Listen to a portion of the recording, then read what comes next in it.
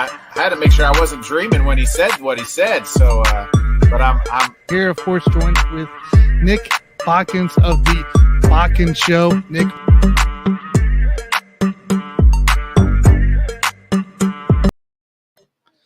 What's going on, everybody? Here, welcome to another Monday night. Buffoon and Bodkins. That's not what I want to see. A no good field goal.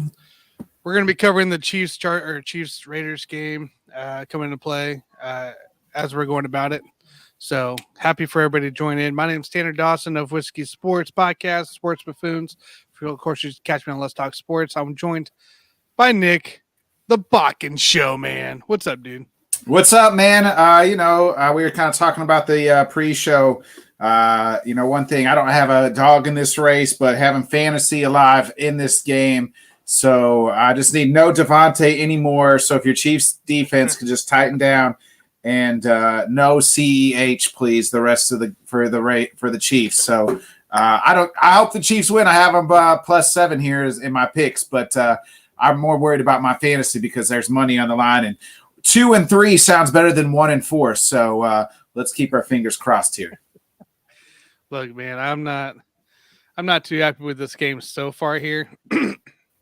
I do need Devontae and Clyde to actually perform, though, because I want to win some money, stuff like that. So, I got those guys going right now. You got good parlays going on tonight? Just kind of small ones. I got what happened to my screen? Well, I'd love to tell you what I have. Let's try it over here. There it was. I don't know what happened there. All right, let's see here. The one I had, which I don't think is going to happen here, the big one is DraftKings. Get this logged in here, and I can tell you, because I had the Chiefs winning, I think, in the first quarter, or at least scoring. And it's not looking good for that.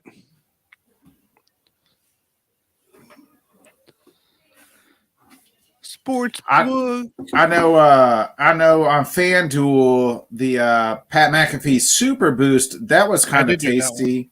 I'm going to say I did do that one.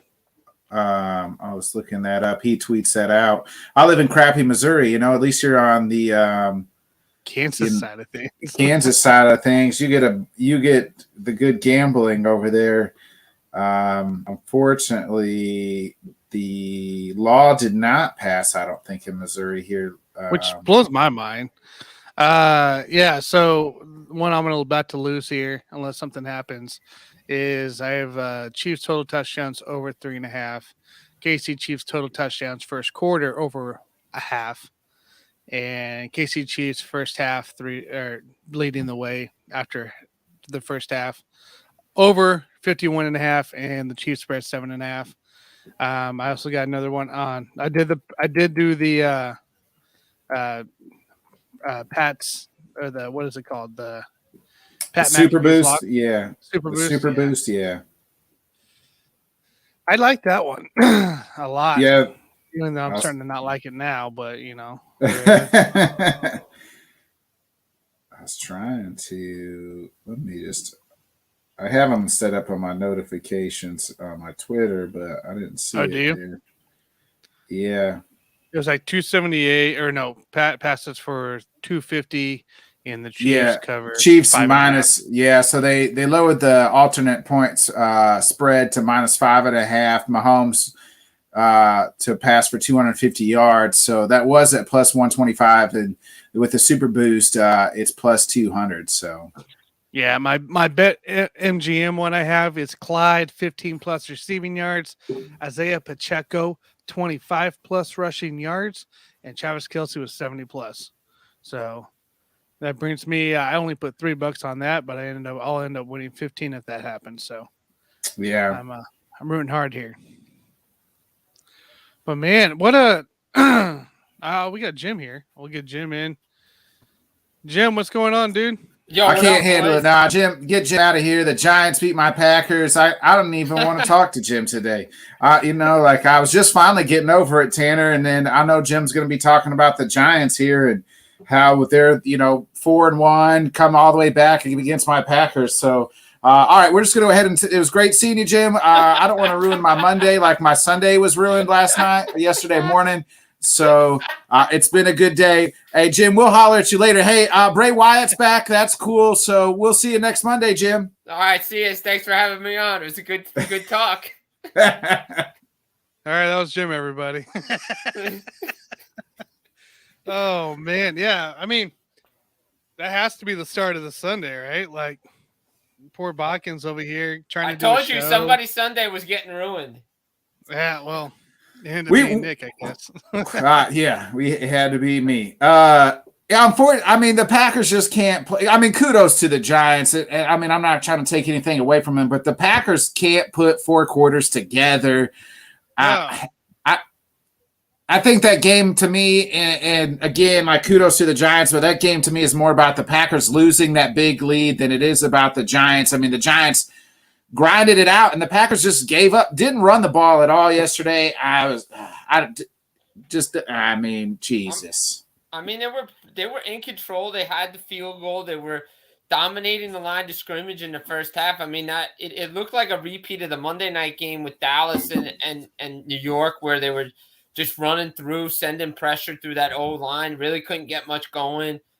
Daniel Jones, was in the pocket, looked like Daniel Jones outside of Saquon's run, and a couple of things here and there. Packers looked like they were dominating all over. And like you said, and I think Rodgers says this too, they just can't put 2 halves of football or 4 quarters together. I mean, I know it's a young receiver core, and they got to try to get everybody on the same page, but you're up 20. What was it, 20-10? I mean, outside of the safety, they didn't score in the second half. Yeah. So the problem was the problem is I put it on the play calling because we just talked about it. It's a 2010 game. We didn't even run the ball for 20 rushing attempts yesterday. And the Giants aren't the greatest at stopping the run. Why are we not running the ball up 2 scores? And then when they get it close, we're decided, oh, hey, you know what we're going to do? We're just going to do 3 deep passes, and they're going to fall incomplete, punt the ball. Oh, we can't keep our defense hasn't been able to stop the run all day, really. And now that they're tired because they've been on the field the whole second half here, we're just going to allow that to continue to happen. I blame it on the play calling. Huh? What'd you say? I thought Tanner was gone there for a second, but yeah, I agree. Blame it on the play calling for sure. I mean, you look what the Giants did. I mean, they were able to run the ball. They were able to put pressure on Rodgers to force all those deep passes. I mean, I think I was looking at a stat. They outside of what was it? The first half they were all a lot of short passes, yards after the catch. In the second half, none of that. All deep balls. Like I don't understand what the play calling was. I mean, you're up 20-10. Like you said, kudos to the Giants for coming back and putting the pressure on Rodgers and stuff for the batted balls. But you still, I thought Jones had a good day running the football early for the Packers. Yeah, he had 13 rushing attempts, I think. And then, I mean, A.J. Dillon only had 6. So, like, we were at 19. When you don't run the ball 20 times and everybody says those are your 2 best offensive players, you got to get the ball in their hand. And then my problem too, Jim, we're down there to tie this game up. And 3rd and 2, we have A.J. Dillon. Like on 3rd and 2, give him the ball and let him run the football and let it and then see what happens on 4th down. But again, kudos to the Giants. They got the pressure. They brought out the all-out blitz on both of the 3rd and 4th down. And, I mean, got the tip passes. I mean, I tip my cap to the Giants. I think you would probably even agree, a year ago that game continues to be a blowout. So Brian Daboll's got those guys believing in just every inch and every, just crawling every game. A dog of a team, I would say. And I mean, if it wasn't for my Packers yesterday, kudos to them. I just enjoy watching those guys play for him because I think that they generally want to play for him. Yeah, I would agree with that. I think so. I mean, look, the coaching staff definitely changed. I mean, Dable's a leader. I mean, this team embraces what he brings to the table, and it's good. I mean, nobody really expected the Giants to be 4-1 after 5 games. I mean, their schedule at the beginning, but still, I mean, many people penciled this in and probably Tennessee as a loss because of, the teams from last year. Now Tennessee's got, that win looks a little bit better with Tennessee turning, things around and Mike Vrabel there. But I mean, right now, Brian Daboll's coach of the year in the NFL for what he's doing with this Giants team. Now, that being said, the Giants need more than 2 offensive weapons to win football games. Saquon Barkley, I mean, I love what this kid's doing, but I hope he doesn't get injured because he's playing really, really well right now. They got to find other weapons. They got to get some wide receivers more involved. I like the fact that Slayton got involved late in the game, catching some passes, but everybody knows what's coming. Yeah, I mean, they couldn't stop it, but still, eventually teams are going to figure it out. That it's Saquon Barkley and maybe some quarterback draws because that seems to what makes the Giants offense run right now. Yeah, kudos to Daniel Jones. I mean, we always kind of poo-poo on him, but he made some plays yesterday on that hobbled ankle. I mean, he wasn't running a lot, but I mean, he made some good throws, some darts when they needed to. And then they got down there, and then it was like a tight end run to, was it Bellinger got in a couple nice little small trick plays that kind of took some pressure off of Saquon. But you're right, it was Saquon or nothing, and it's worked in 5 games. They've won four of them. As long as they can keep it close, and it's when they're going to get down big could cause problems. I mean, they were down 10 yesterday and still was able to scratch and claw to get back in that one. Yeah, I think that's the big thing. Second half adjustments with Daboll and that coaching staff is doing in the locker room, looking at tape and just really doing the right things, getting things adjusted because they definitely brought more pressure than they did in the first half over on Rodgers' side. Kayvon Thibodeau, nice couple of batted balls, almost had an interception. Especially late with the defensive stop as Green Bay was driving. I just thought, the defense has stepped up. But again, as we said, the defense and the running game seem to be the staples of the Giants this year. They're going to keep them close. They're just going to have to figure out a way, to get more offense. Right. And it's going to be scary, too, when that Giants defense, has a let-up game on how bad, the offense has to step up. And when they don't step up, now we see the true colors of when that defense doesn't, just has a bad game. Everybody has a bad game. Yeah, everybody has a bad game, and that's the thing. Like everybody's gonna have a bad game, and look, we saw it against Dallas. The offensive line didn't have a great game, and they got beat for Get it. out of here. They paid for it, and obviously. CD's just going to bury you every time. I mean, look what Cooper Rush and the Cowboys are doing. So, yeah. So, I mean, look, it's going to happen. Again, they got a tough matchup this week with Baltimore. As I mentioned on Dan's show early on a roundtable, I don't think this team uses excuses, but the start to this game is going to be interesting to watch because you're coming back. Usually teams have the bye coming out of London.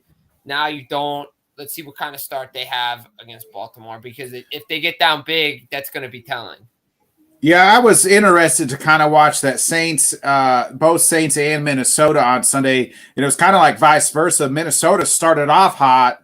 They had like a 14-0 lead on the Bears, and then like the Bears were able to kind of come back in them. So I didn't know if that had much effect. And then you saw the Saints where it was the opposite. They started off slow and got hot second, in the second half. So it's interesting to see how that'll play out this Sunday because both our teams will be kind of going through that. We got, speaking of Dan, we got his Jets on Sunday. So the Jets are going to beat the Packers. Right. We're not losing 2 in a row. You're going to get swept by New York, dude. That ain't happening. Yeah. Hey, Dan, you need to watch out for this Raiders team. Touchdown Raiders. It wasn't to Devontae, was it? Jesus, I hope not. No, it's Jacobs. Oh, thank God. No, that wasn't pass interference on Jalen Watson, by the way. So that's a BS call. That's two calls. Yeah, well, Rashad definitely was pass interference. And that Jalen Watson one, debatable. I don't think it was. Tough one there. Josh Jacobs. You know what, guys? Let's see if it works here. Jim, I know hockey's about to start. It's regular season starts this week? Regular season, it does start this week. They actually had 2 games overseas on Friday last week and Saturday. Nashville and San Jose played in the Global Series over in Prague in the Czech Republic. Jaromir Jagr dropped the puck on Saturday. Man, that guy looked like he could still play. Probably still can, Jim. Probably still could score 20 goals at least, right? Yeah, I mean, look, it's getting close to the end for him. I think he's hinted that it may be getting to the end because of what everything is going on with him. However, Nashville looked good. I mean, Nito Niederreiter, they brought him in from Carolina. He was a free agent. Ryan McDonough looks really good. They acquired him from Tampa because the Lightning had the cap situation, and him and Matthias Ekholm are going to make a great lockdown defensive pair. And you know what? I like UC Saros, Phil Forsberg they have there. So the Preds off to a hot start against San Jose. I mean, it's overseas. Let's see, it's a long season ahead. But this Nashville team can make some noise this year. You mentioned Jaromir Jagr. He's still playing professionally overseas, right? Yeah, the Czech Republic. He's playing for the team that he owns and runs too. Probably could play for their the Olympic team. Maybe is he still on their Olympic team? I don't think the last time when they had the Olympics last, he didn't make the team. So no, I don't think so. Hey, I mean, if he's going to Jackie Moon it, I guess he's got to Jackie Moon it. You know what I mean? Exactly. Absolutely. Are you going to come out at halftime singing songs and wrestling grizzly bears? I don't know about that. I don't think so. But look, his stories are legendary of his workouts. Not so much when he was with Washington, but early on, and then with the Rangers, Devils. Apparently, he got keys to the training facilities. Play and then would put in 2-3 a days on the ice, ankle weights, vest, everything. This guy was insane with the workout. Imagine if he just did it with Washington, the points he would have put up. And potentially a lot of people have said if he hadn't gone overseas the first time, he'd be close to Gretzky's record. That's insane.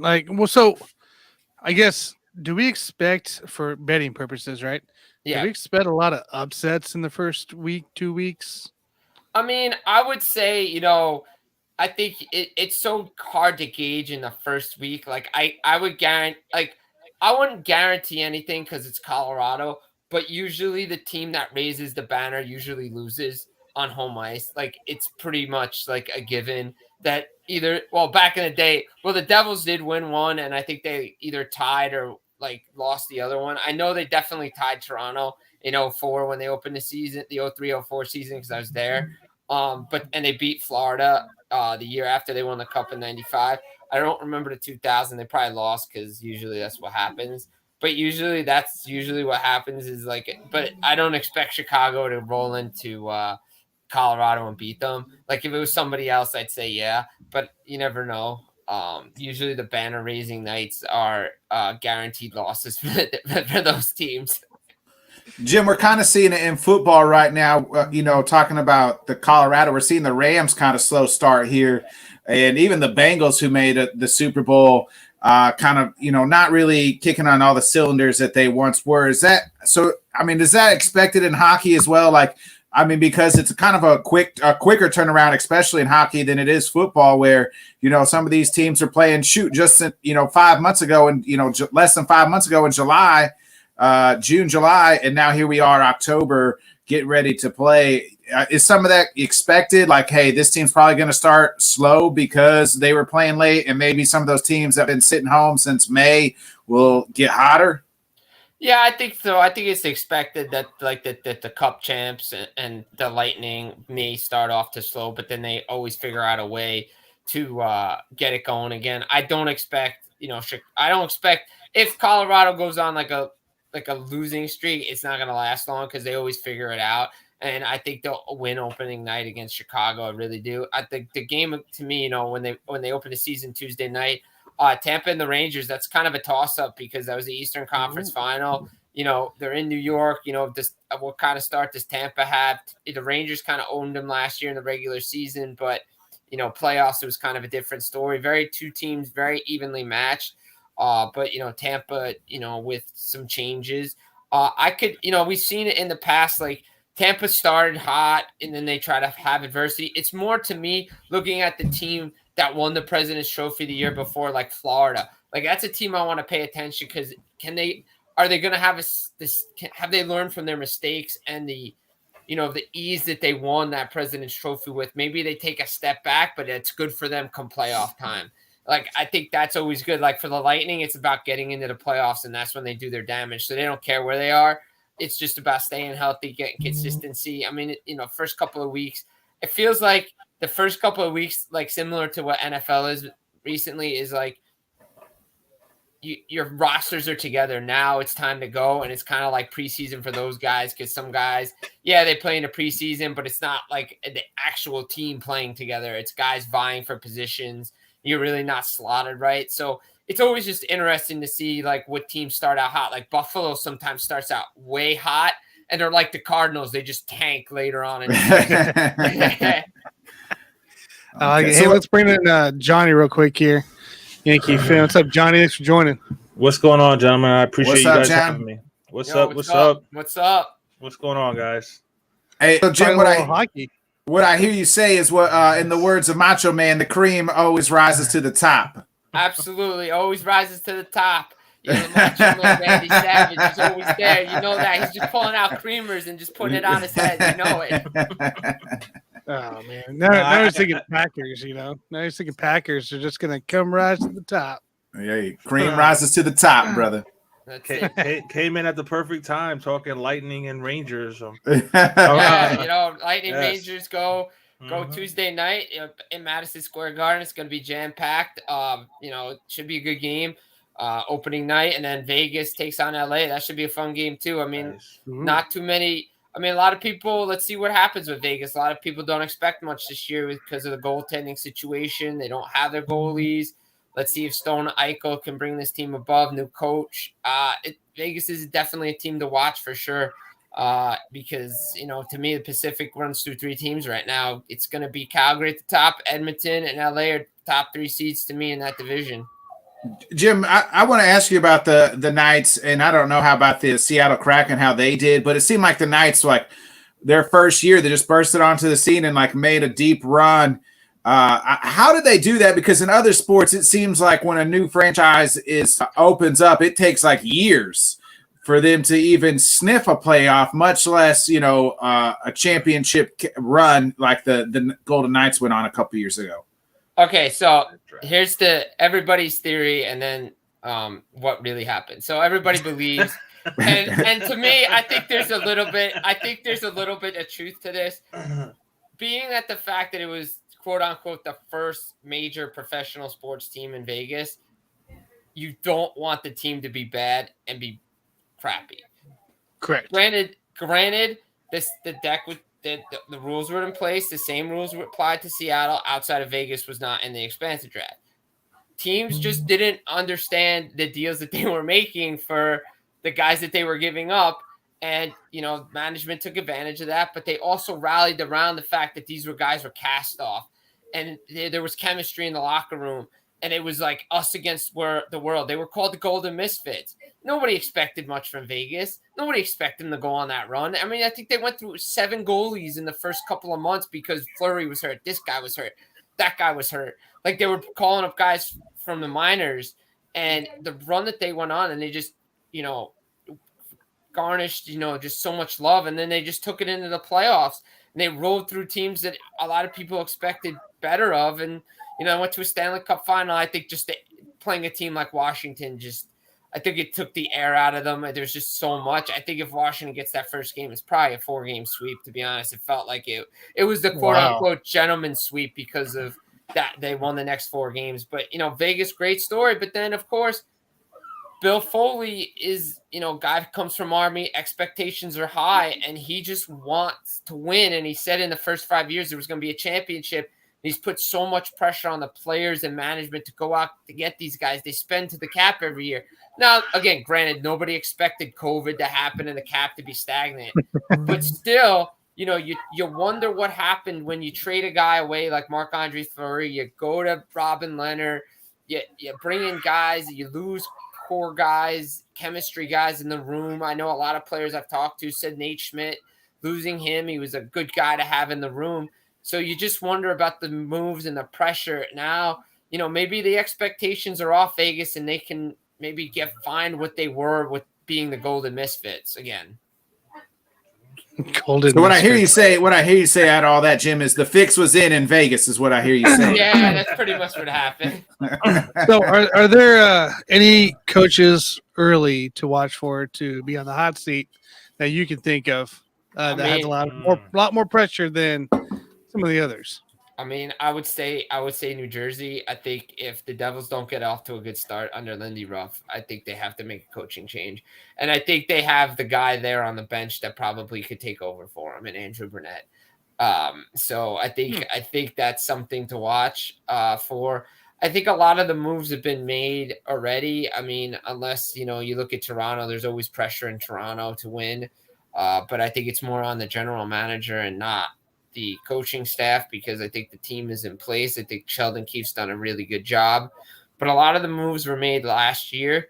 So we'll see. There's always a firing that happens early that's unexpected, but to me, I think the big guy to look for is Lindy Ruff in New Jersey, but hopefully not, because the Devils have a lot of, I wouldn't say high expectations or playoff expectations, but they're supposed to be an improved team this year.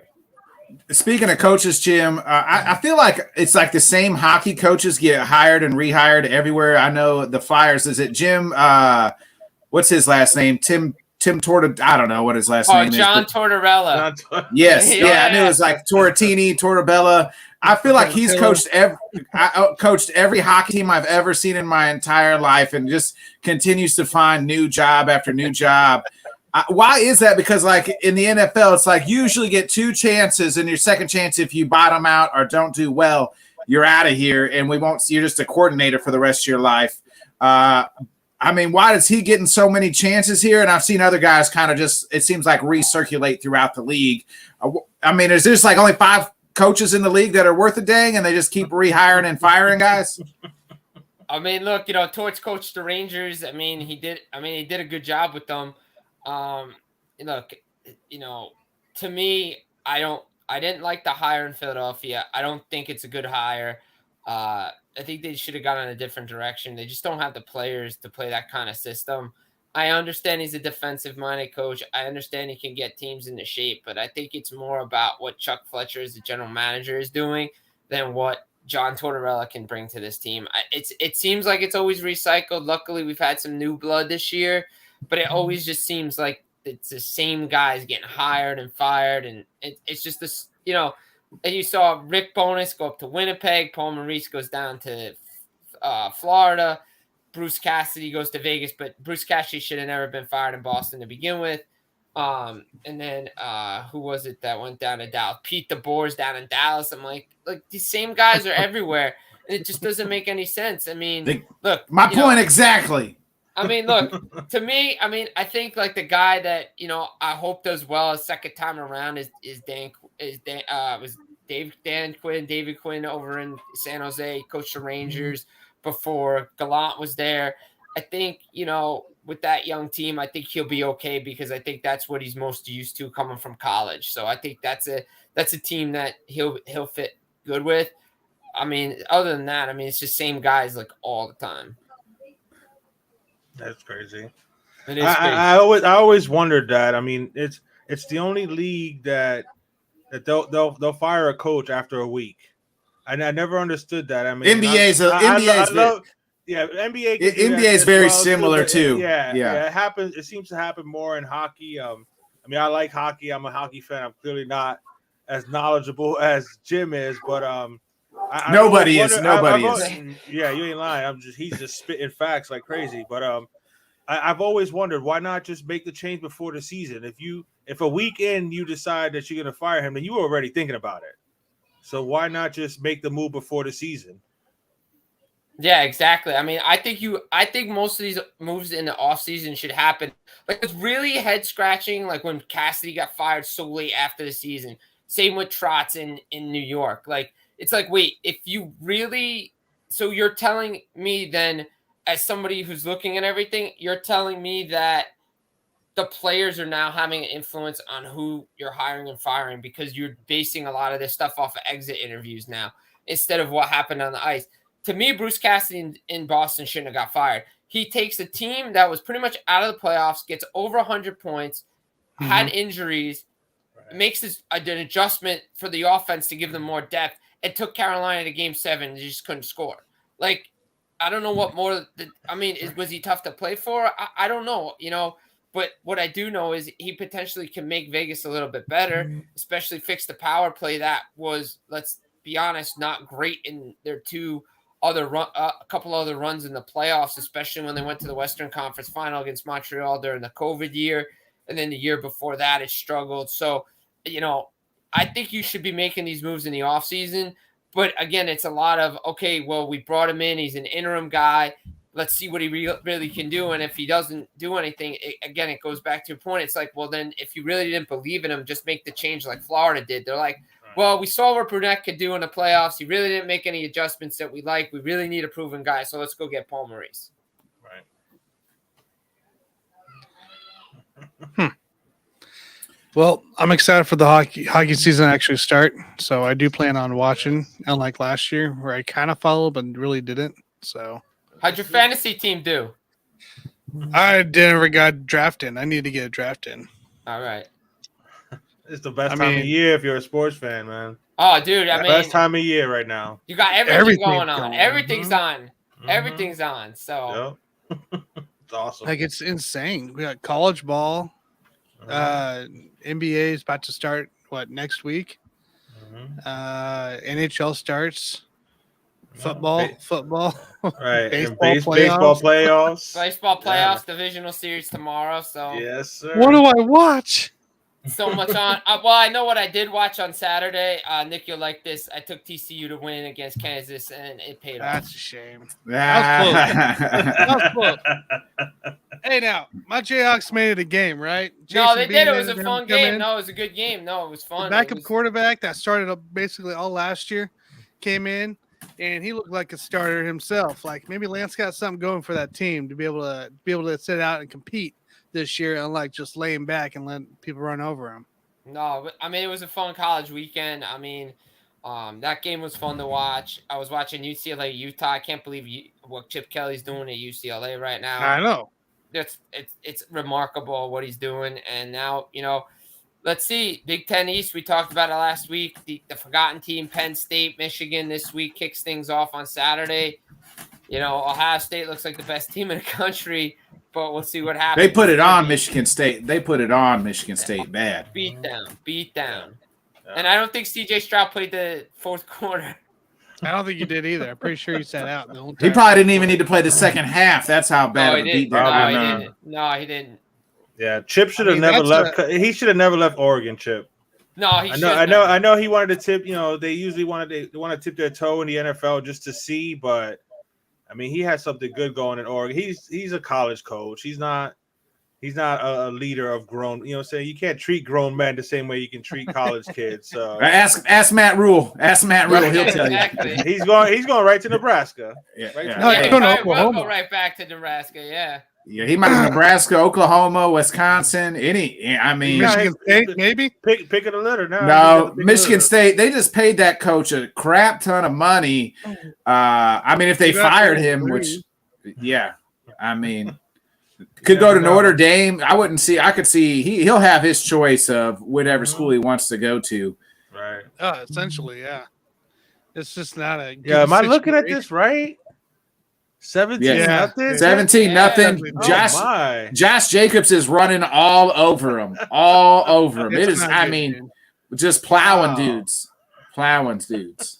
What's up, Joseph? Thanks for coming in, watching the show. Appreciate you, Jim. I got to ask you before you get out of here. I got to ask you, what's your thoughts here on the Bray Wyatt return on Extreme Rules on Saturday? It was cool. The production was great. Everything they did was cool with it.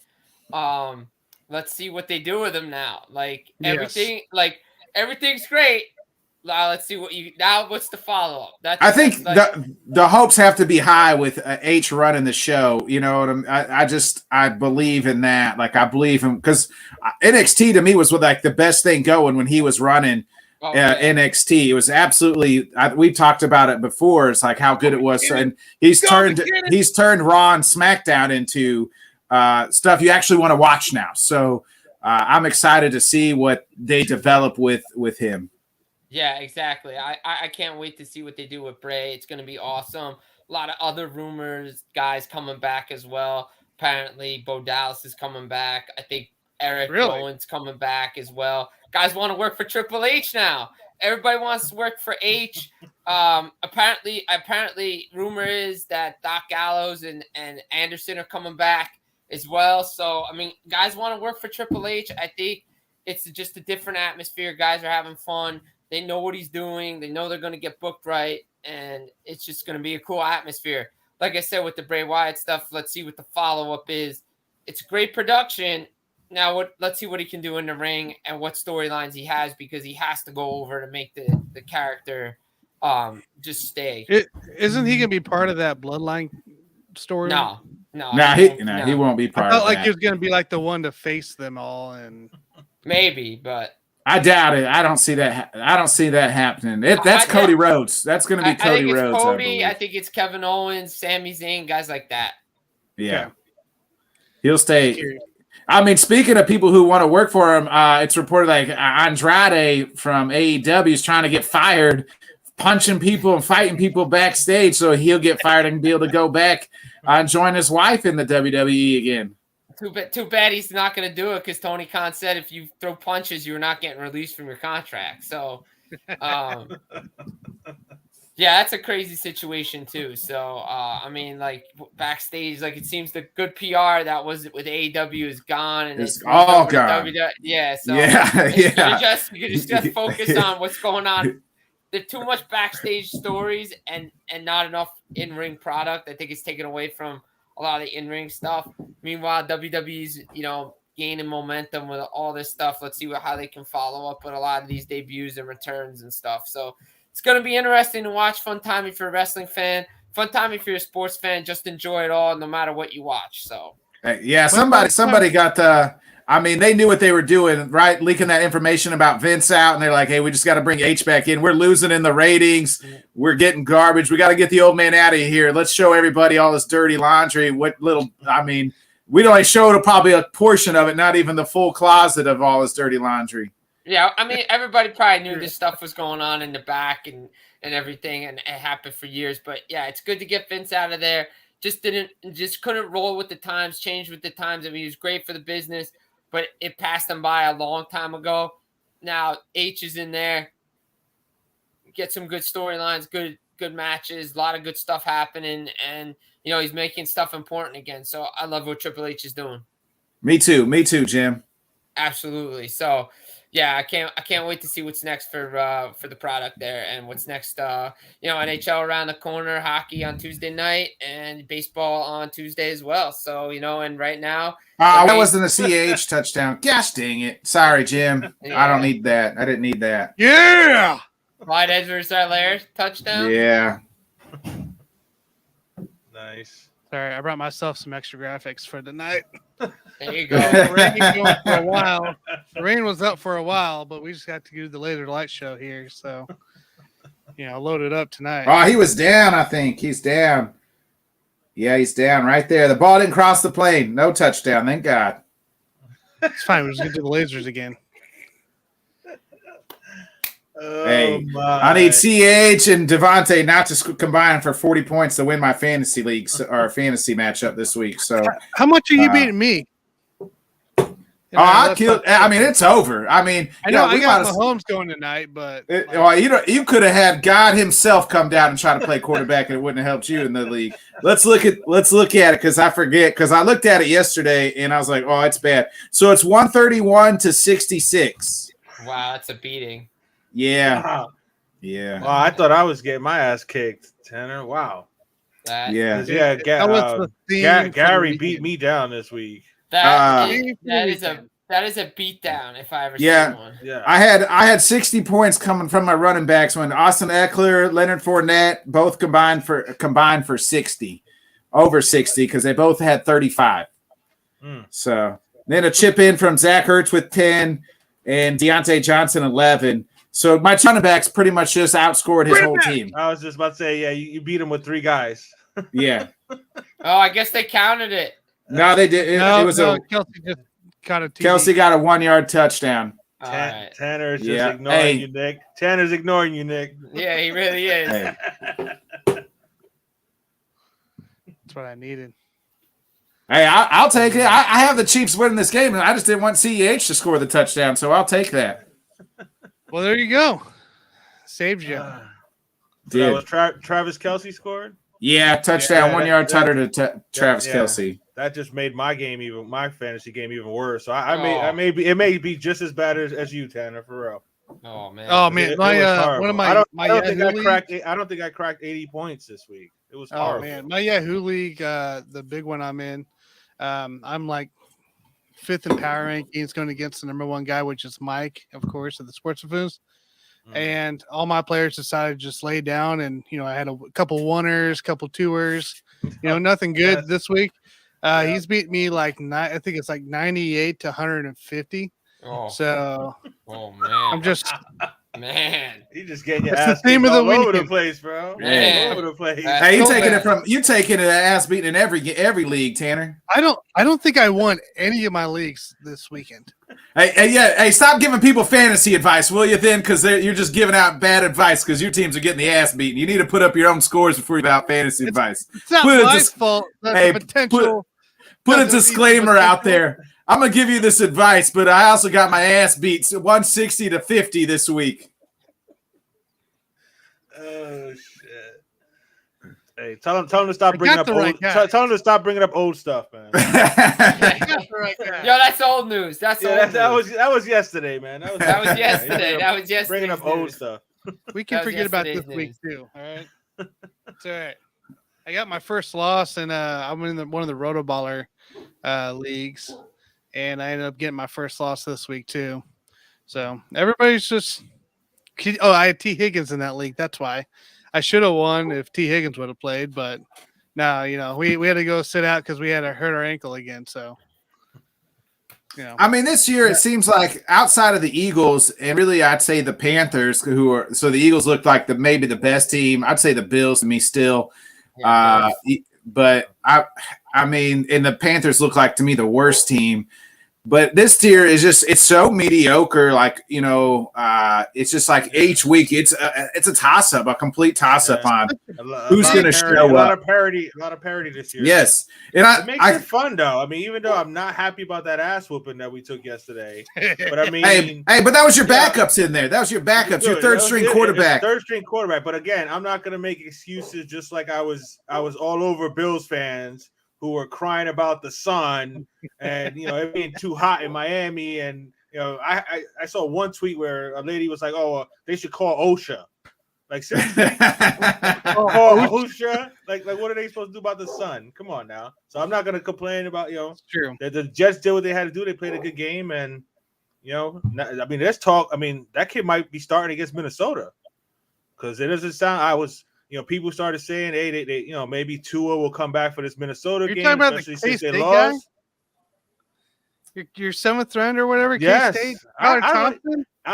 I'd rather go with him with a clear head than if Tua's not 100%. And then now this whole Teddy thing, Tua's not playing for 2 weeks at least. Nah, man, they're gonna bring him back for Pittsburgh, which is what I was always thinking. But a lot of people, since we lost, they were like, "Oh, well, they got to get Tua back." No, you can't rush. Well, you can't rush him because we already saw what I mean. Right. You know what I mean? But the Teddy situation, he had no concussion, nothing.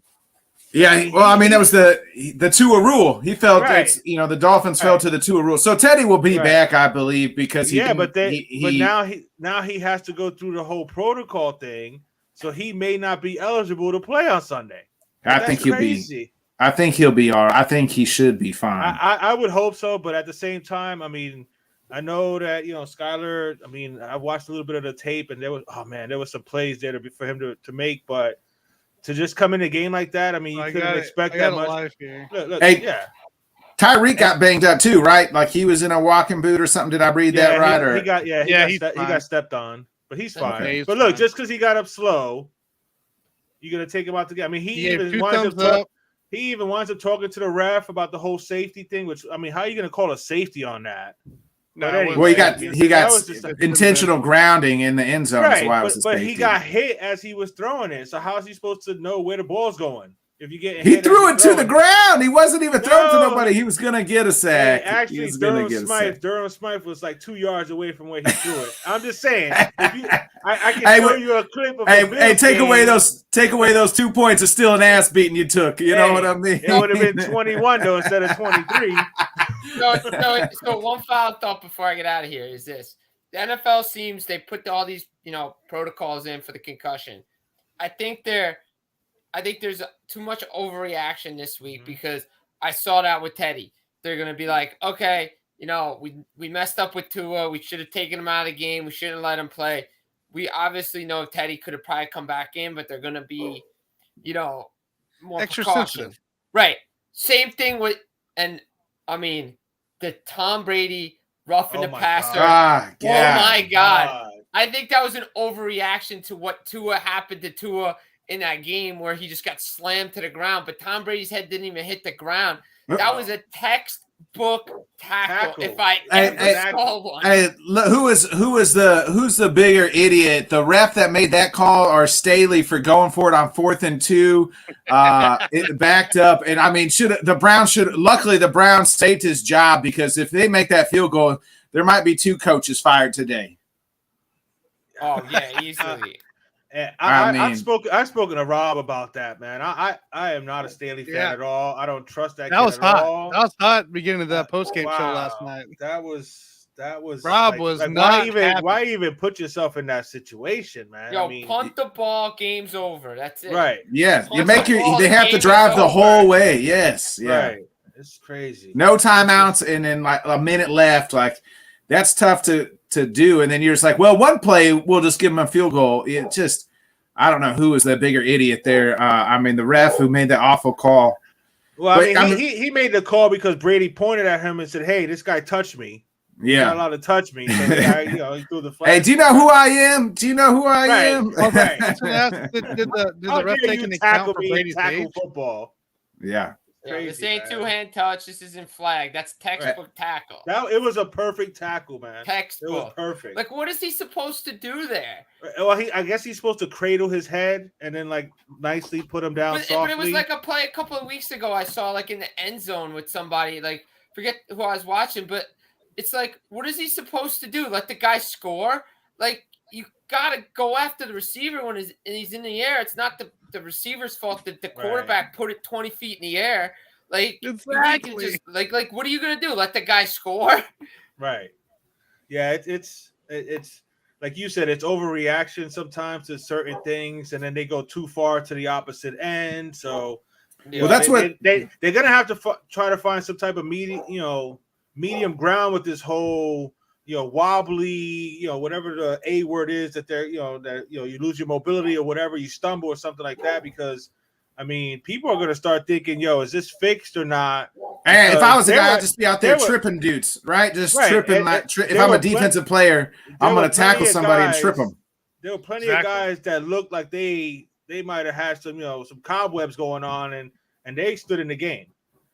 In the same game as the Dolphin-Jets game, Berrios on a I think an end around or a little pass that he took, he got hit, and you could see him shaking his head and kind of wobbling. They didn't take him out of the game. No, it's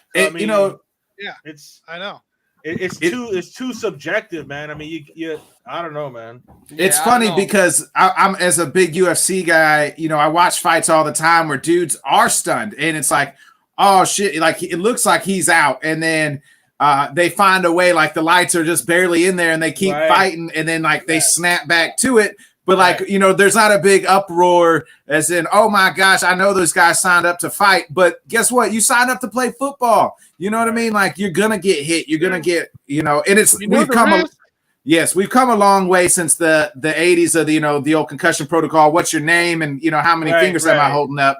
And tapping them to tell them. But here's some sniffing salt. I was about to say, just pull out the salt. Yeah, I get that, but we can't just take it away, and cause these teams to possibly lose a game if a guy stumbles a little bit and he clears the protocol. That's the thing. If he clears the protocol, let him back in the game. I agree. Yeah, I agree with that. So, yo, boys, thanks for having me tonight. Always, Jim. Appreciate it. Thank you. It was nice hearing you talk, man. That hockey talk, man. It was a lot of fun to hear you spitting that knowledge on that hockey, man. I can't wait for hockey season to start, man. Go Bolts, baby. Go Bolts. Come on. Yo, absolutely. I appreciate it. Thank you so much. Absolutely. You know where it is. Learning time with Jim every Monday night. Right. Every Monday. Appreciate it, Jim. Every Monday. All right. Have a good night, guys. Thanks, Jim. Goodbye. Jim Behringer, everybody. So always great to have him on. We didn't get a chance to really talk much college. He knows his stuff right there. He knows everything. Woo. Oh yeah. Yeah, he knows it. It's everything. Yeah, that's cool, man. What a love. Yeah, I can talk a lot of things, but I cannot talk hockey, and Jim knows a lot about. Well, I like hockey. I follow hockey. I watch hockey, but not to that degree. I mean, spitting all these different coaches going to, good. Well, at least Nick has a team near him. My team was the Blades, and they left a long time ago. So, Yeah, I've never been to a Blues game. You've never been to a hockey game?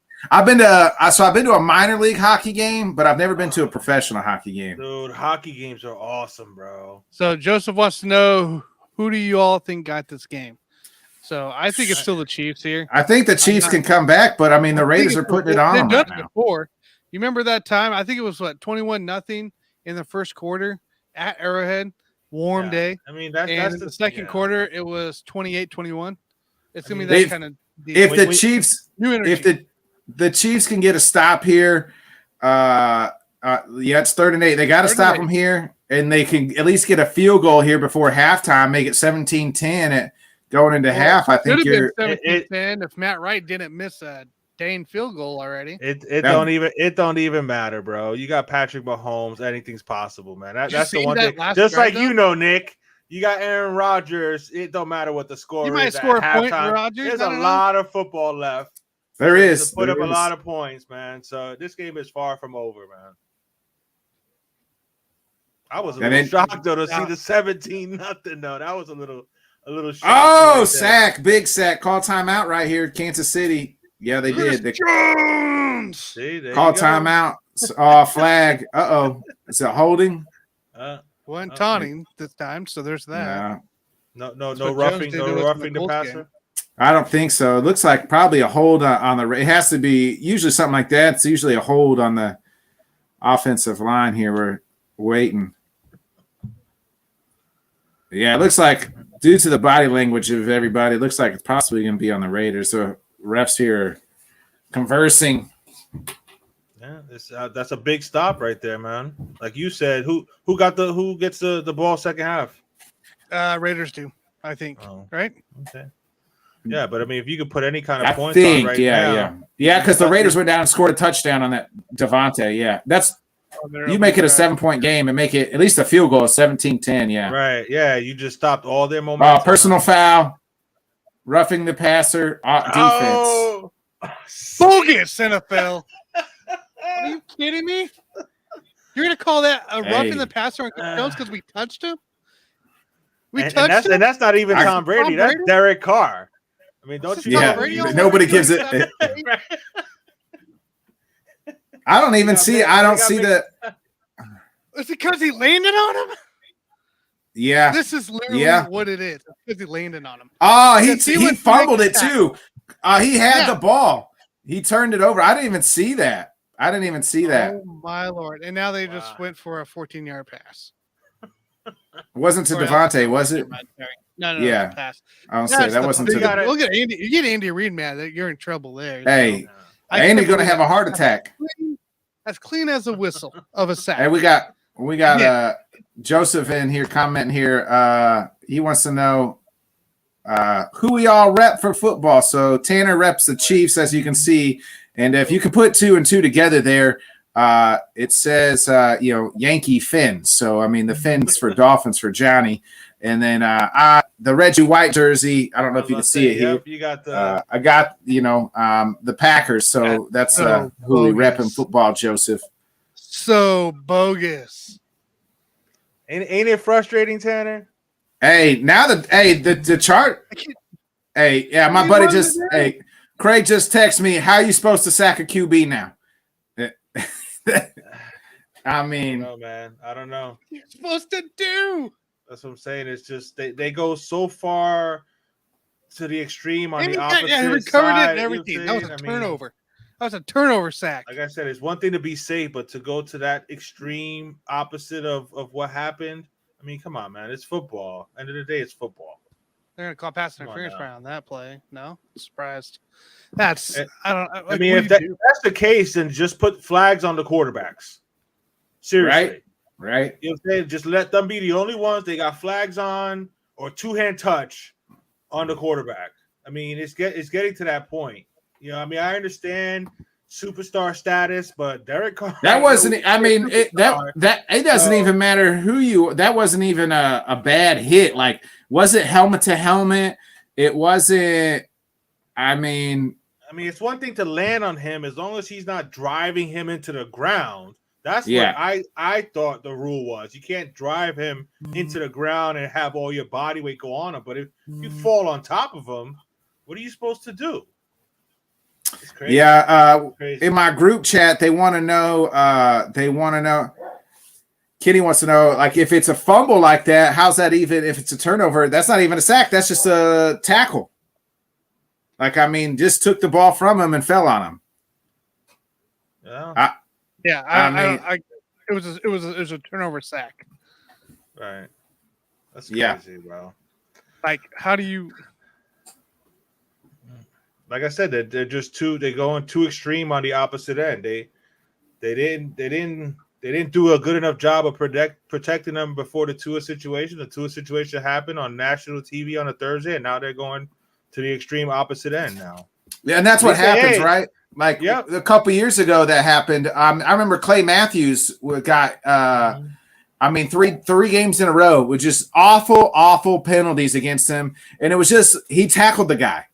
Tackled the quarterback, sacked the quarterback, and they said it was helmet to helmet. And it's not like he led to the crown or anything like that. It was a similar situation.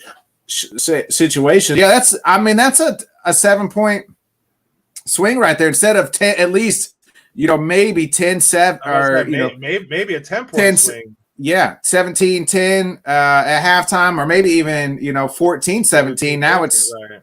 Now it's 20-7 because of that bad call. Chiefs fans are losing it. They are. Those refs would be lucky to make it out alive. Losing it. Losing it. That is. And you said the Raiders get the ball to start the second half. Yeah, they need to. They definitely need to make a stop. They definitely need to make a stop to start that. It cost us a minimum of 3 points. Gave them 3 points. Yeah, at least a 6-point swing, possibly 10. Bad call. Again, you got Patrick Mahomes, man. So that's what happened to the Falcons yesterday. We talked about it before this. That's what happened to the Falcons yesterday. The Falcons get a big third down sack. To get ready. Buck should be ready to punt the ball. Falcons had like 2 minutes left, a chance to go down. Not saying that they are, but I think they win that game, bro. They had all the momentum, bro. If you were watching that game, because I had to I had to get on the red zone once my game got a little bit out of hand. But Atlanta was they had all the momentum, man. And that was just. They did. I was so excited when I saw that sack, and I was like, yeah, he got him. But when I saw Brady pointing at the ref, I was like, oh, please, no. And then they couldn't let Brady lose a game and get divorced all in the same week. They're like, Brady, we love you too much. They want yellows. They need to get their yellows back. That's what they're trying to do. Right? Getting their hey, they knew if they were nice to him, maybe they put in a good word with him and Giselle. For Giselle, you know what I mean? Is the rebound guy. Yeah, there you go. Throw the flag. See, look at this. All man. yellows. This kid don't need but a few seconds to get down the field and put him in at least field goal range, man. He's something else, boy. Face mask. 15 more. Yeah. 12 seconds. They got to try to get a field goal or something here. You're already in field goal range. Yeah. Well, if Bucker was out there, we'd be in field goal range. So, And so I'm going to chime in here. Kenny is in our group chat, and he's kind of in. You're alluding to it too, Johnny. This is the media's fault, not the NFL's. After the Tua game, they flipped out and said Roger needed to be crucified. Now they all gonna, pretty much bitch and say that that's not what they meant. That's exactly what's going to happen. Like they pushed the narrative that people needed to be fired. We talked about it on Sunday's show, yesterday's morning show. That the media pushed all this stuff and safety this and now guess what? Now they're going to turn around and they're going to complain about this ref and making this call. Well, you can't have it both ways. You want it to be a league of men and then make it a league of men, with protecting themselves. But I mean, geez. Yeah, it's sad if the media has that much of an influence on the NFL. I mean, I understand being safe, but yeah, that made that big stink all over Twitter, like before the game, during the game, when the injury happened. That's Dr. Will Smith, from Concussion. Or like that's one of the people from Concussion. I don't know if that's actual Dr. Will Smith. I don't know. Tell the truth. Tell the truth. Oversensitive now. Overreactions going into play. Yeah. Oh boy, we're doing. Let me ask you guys this: Do you think like penalties like that should, and now it would add more time to the game? Do you think refs should have to review that? Maybe a ref up in the booth, right? New Just York. watching it. Isn't there somebody in New York that's supposed to be watching this crap? I mean, that's the empire. That's what they do in baseball. For the injury or for the penalty?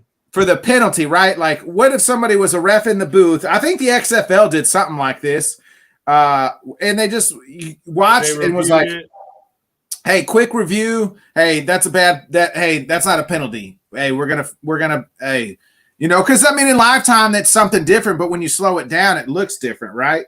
Right. Hey, 20-10, got it. The kicker with the 59-yarder. 59, wow. That's big time right there, man. Yeah, 20-10. So, hey, you're only down 10. Should have been. But do you think that they should have a ref? They should be able to review calls like that. Like I'm not saying every call, but I'm saying like these big 15-yard penalties, whether pass interference, roughing the kicker or passer. Like I feel like those calls should be reviewable. I know they used to do that with the pass interference, and it kind of got off. Well, I mean, that was college basically does that. Where I mean, college is that. I mean, somebody buzzes down and says, "Hey, that's a bad call," or check this play or something like that. So I mean, college pretty much does that. I don't know why the NFL never adopted that type of thing. I completely agree with you. I mean, I guess they don't want their refs to look bad. That's the only thing I can think of. They look bad anyway. Well, here's the thing: the game is get the call right. The refs, and it's no offense, but they're slow old white guys. I mean, and these guys are young 20-year-old fast people. The game is played at a fast pace. There's no way that you can see things. You hear it, but how fast that game is played and how fast these guys move in today's game, and they're only getting faster, and bigger and stronger because these guys start picking up and doing stuff in like 5th grade. And next thing you know, they're grown men by they're 16 years old. But I mean, and it's not, and these refs can't keep up. I just think that there needs to be something, whether it's a review or something like that. Yeah, I mean that's not a bad idea. I mean, something like that, it can't hurt. I mean, what's it going to take? A few seconds for like you said, people in New York are watching it, for other reasons. Just that's a bad call. Just a little buzzer or something. On the whole concussion thing going into play, right? Like they're already saying, "Oh, this guy needs to come out." Like they're doing the defense and everything, calling in. I mean, they're doing it. They ejected the guy last week. who was it? Dolphins player or somebody? He accidentally bumped into the ref or whatever. They say that he hit the ref, but it was like a play or two later, and then New York calls in and says this guy needs to be ejected for it. They already went through like one or two plays. I can't remember which team it was. I don't. It wasn't. It wasn't the They're Dolphins. already watching it. I want to say I know what you're talking about. I can see it. I just don't know which team it was. But yes, I completely. That's what I'm saying. They have the technology to make it happen. So why not? Why not? Especially calls that are game deciding, Like that Atlanta call. And like just the Bucs. That was you basically took the game away from Atlanta. You took away any opportunity they had to possibly win that game on that one call. Come on, man. I mean, they gotta be better. They gotta be better. You're the NFL. You gotta be able to do better than that. It just blows my mind. Like you're in the National Football League, and right, you guys can't even you're calling calls like that. Right, and like I said, you got the technology to do it. You know what I'm saying? Make it happen. I mean, my big deal is the whole reason the NFL hasn't really lost any followers or viewers. Truly, is because they're accessible. You can watch them. They're there. They're huge, right? Because of that. Versus baseball, on the other hand, where you can't watch them. They're not accessible.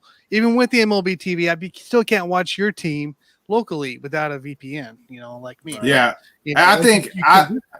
I think one thing that helps the NFL is that everybody knows what day it's on, right? It's just a Sunday. You could dedicate it. Like baseball, number one, it's 160. It's 162 games.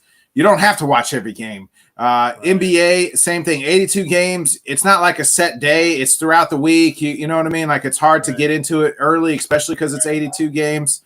Yeah. So football, it's an event. It's an event. Yes. It's that once a week. It's true. You know what I mean? You got all the build up going into it. So I mentioned it on the rant that I had last Wednesday on my Let's Talk Dolphins, where I wanted to talk, Bills and Bank, but this Tua thing was just driving me nuts. So I spent the whole half hour just tripping about the whole Tua thing and about the coverage. Because once they started calling for Mike McDaniel's job, that's when it was just like, come on now, that's a bit much. But you had to go defend your boy. Hey, remember the last time we had a decent coach? We ain't had one. Right. You know what I'm saying? Leave my boy alone. Jimmy Johnson. Like, we're actually having fun watching the offense and stuff. But I mentioned it there that they're basically gladiators without the swords.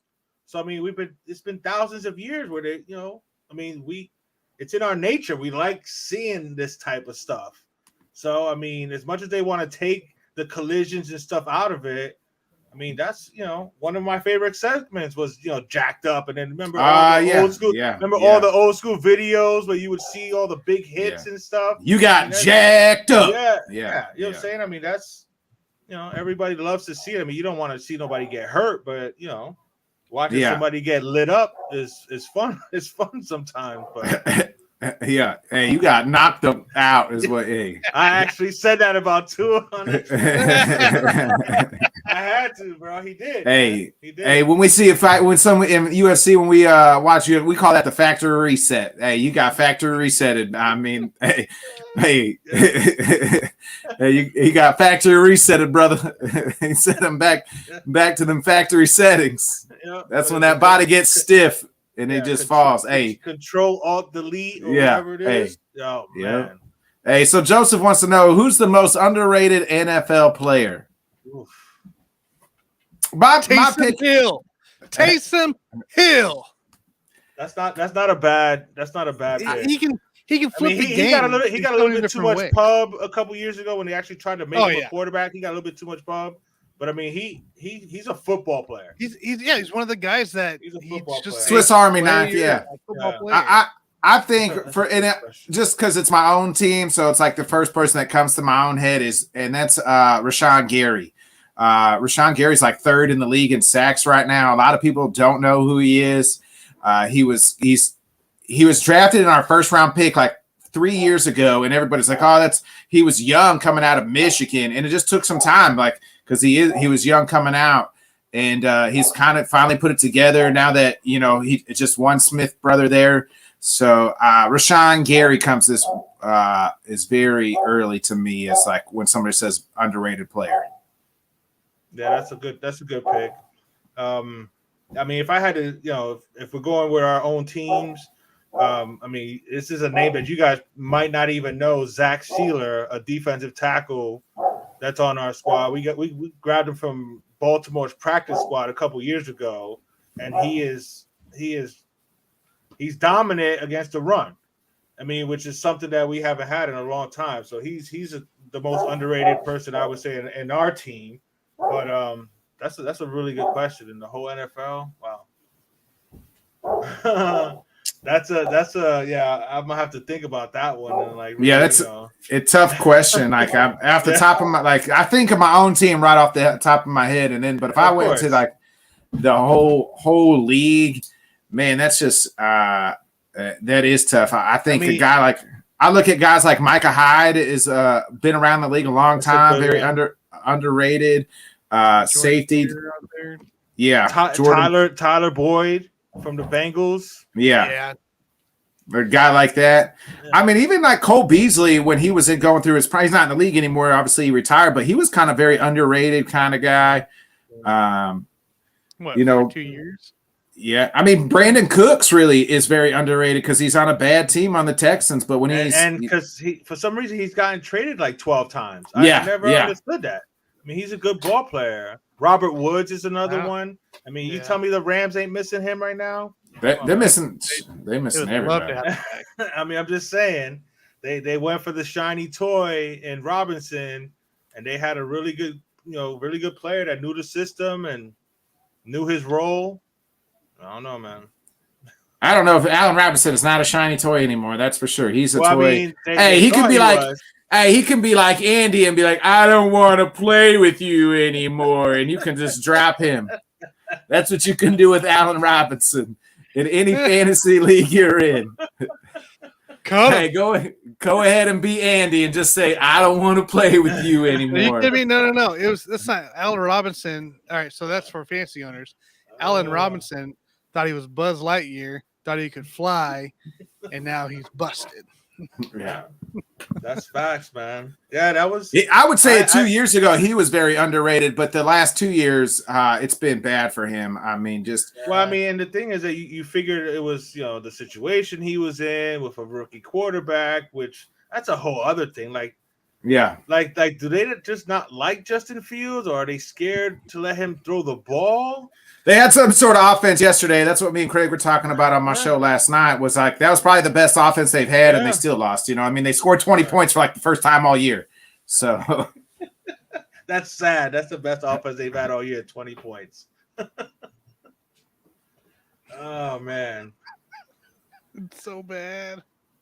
And then they get it taken out like the way they did to end the game. Oh yeah, just stripped. That's such a Bears thing to do. Yeah, Like, how do you end the game with being just ripped out before you go down? Like, come on. Who do you guys think Carolina looks for as their kind of new head coach? I mean, I don't think that Wilkes is going to be the guy long term. I think Wilkes gets his chance to do what he should have been doing in Arizona. He gets his chance to actually become a head coach that may not, a team that may not give up on him on year one. I would love to say but. Is it that an interim coach actually gets if it was ever going to happen, it would have been with the dude from the Raiders. Rich Sashia, yes, he should have. I mean, come on, what he did last year, he should have gotten an opportunity. So I don't see. I mean, Wilkes was one of those guys though. He had a head coaching job before in Arizona. He went 3-13. I just think they only had 1 year. Right. Yeah, their owner is going to go for the shiny guy, the shiny toy. That's why he went and got Matt Rule, because Matt Rule and Baylor. I'm trying to think who. Well, I can't say Ron Rivera because when Ron Rivera gets. I mean, is it possible that he's the one to give Eric Bieniemy a shot? No, maybe. Like, what's up with that? Like, does he just not interview well? Does he have? I think it's the interview. issue? I think it's something in the process that it's.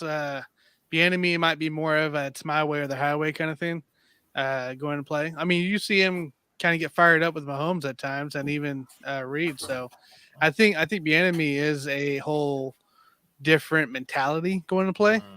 He's than, an old you know, school, most old school coaches. mentality type guy, and more of a disciplinarian than a player's coach. Yeah, essentially. So, and I mean, I'm not saying like Joe Judge style where they make you run sprints for punishment, you know, but you know, like the enemy wants tough guys, but I also think he doesn't interview well and he doesn't present himself in the right manner. That'll do it. That's my theory on it. It's not really less of his. Damn, that's a good question though, Nick. I don't know. Bieniemy makes sense. Who's the hot coordinator out there? They'll find somebody who's like Sean McVay's gardener or something like that because like they just want to poach Sean McVay's tree. Yeah. So it'll be like, oh, you remember like a couple years ago? I mean, it was like if you talked to Sean McVay once in your life, you were getting a head coaching job. That's how Zach Taylor became a head coach, and you know, it's like, oh, you know, Sean McVay. Well, I know his cousin's sister, so we were in the same room once. Hey, you're a head coach because you sat across the room with Sean McVay a couple years ago. Like that's just how it went. So it'll probably be like Sean McVay's like brother, sister's cousin or something. Well, now that you say that, sorry, but the Jets offensive coordinator, the younger LaFleur. Oh yeah, maybe. I mean, the Jets look like a legitimate team. Yeah. I was going to say the Lions offensive coordinator before the game that happened Sunday. Yeah, so. Is Dan Campbell going to get fired before the season ends? No, I don't think so. He ain't fired MCDC.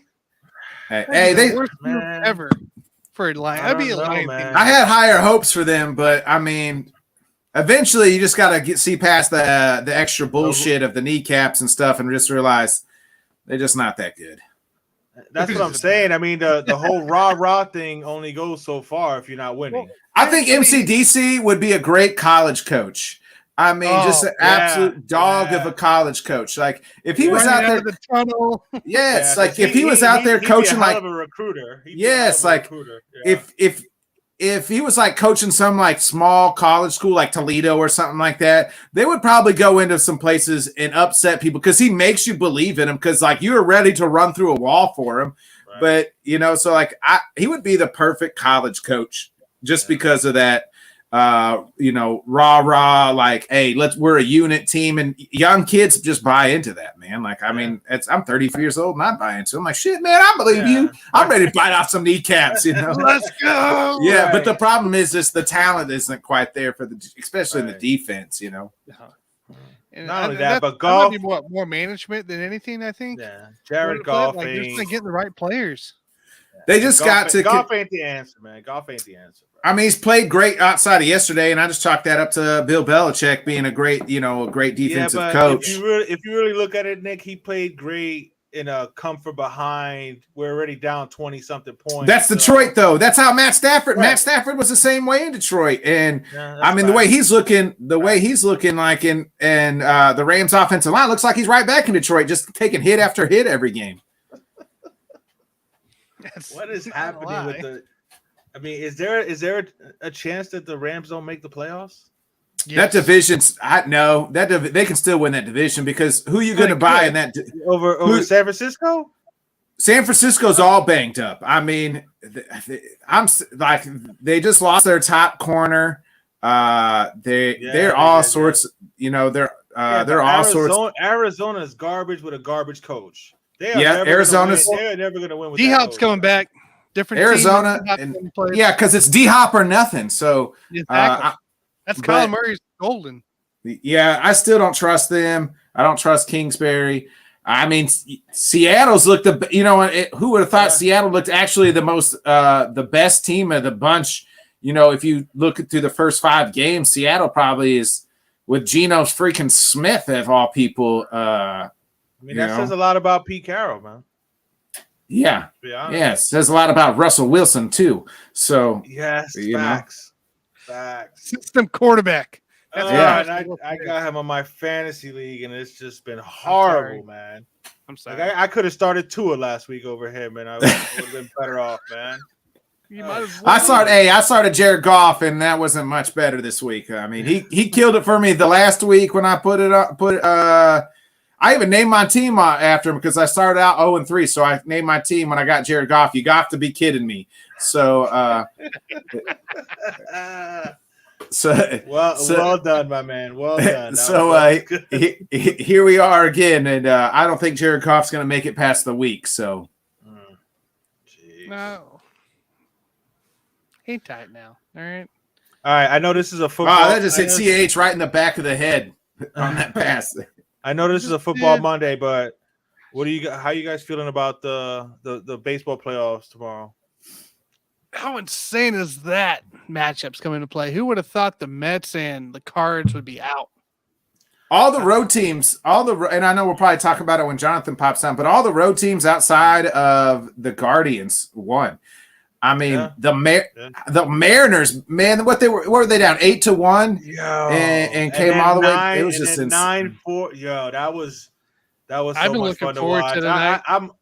I like Seattle. I mean, I like young, athletic, not caring teams that are, you know what I'm saying, that hustle and take the extra base. Yes. I mean, that reminds me of, the baseball I grew up watching, as opposed to people just, swinging as hard as possible every freaking time. Mm-hmm. It's crazy, but I was just curious about that, man. I'm looking forward to tomorrow. I'm looking forward to it. I mean, off the top of I like the Yankees and the Astros. I think they need to play it out. I'd like to see that series because I just feel like they're the two best. I'm going to be rooting for the Mariners in really, that's the team I want to see. Kind of, it's been 20 years, so they ain't never, And then in the National League, I'm going to be kind of rooting. I'm tired of the Dodgers, so who else? The Braves, Phillies. The Braves, Phillies, yeah. The Padres, man. I'm kind of be rooting for the Padres a little bit. They got hella talent on that team, man. Yeah, they do. So talented. Yeah. They just got to get hot. They got to get hot. Yeah. Joseph now wants to know. He wants to know who's y'all's favorite player for the NFL. Favorite player. Well, all time it's Dan Marino. As far as current player, oh yeah, throw that flag. Pass interference. Current player. Who's my favorite current player? Favorite player in the NFL. My favorite current player, and this excludes my own team. I love Joe Burrow, man. I just love everything about that guy. Like, I mean, the dude. He's fun to watch. I like the swag too. Yes, just everything about him. Like, I mean, hey. If I could get reincarnated, make me come back as Joe Burrow because everything that dude is fucking cool. Right. So I just do, man. I got a man crush on Joe Burrow for sure. So he's probably my favorite player that's not a Packer. My favorite player is a Packer. It's probably, I don't know. I mean, Aaron Rodgers is obviously easy to say. I'd like to, do some trees with Aaron Rodgers and, go on a ayahuasca trip with him and see what the heck happens in my life.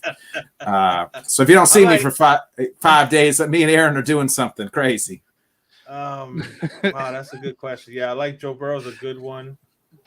I mean, I like what Jalen Hurts is doing right now. I mean, there's a lot of young players. I mean, of course, Justin Herbert, Patrick Mahomes. I like the defense side. I was about to say, I'm trying to think of a defensive player that, for me, like Chris Jones is definitely one of my favorites to watch. But lately, it's been guys like Nick Bolton and then Levante David, the linebackers. They're just nice catch, just come back. I've always been a big Aaron Donald fan too. Like I just because the dude is like, there's men in this league, and then there's like the freaking guy. Right. And then he's just that. Micah Parsons is becoming one of those guys. I was just about to say, Micah Parsons.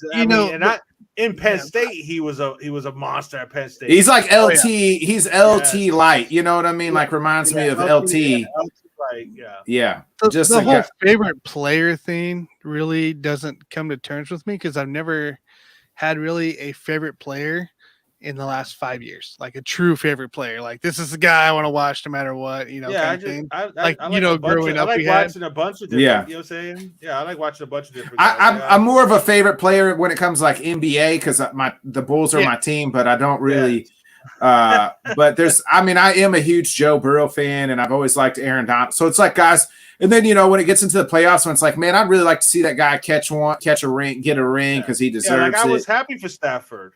Yeah. You know what I'm saying? I was pulling for Stafford to get that ring and Aaron Donald. I didn't, I didn't want him to not.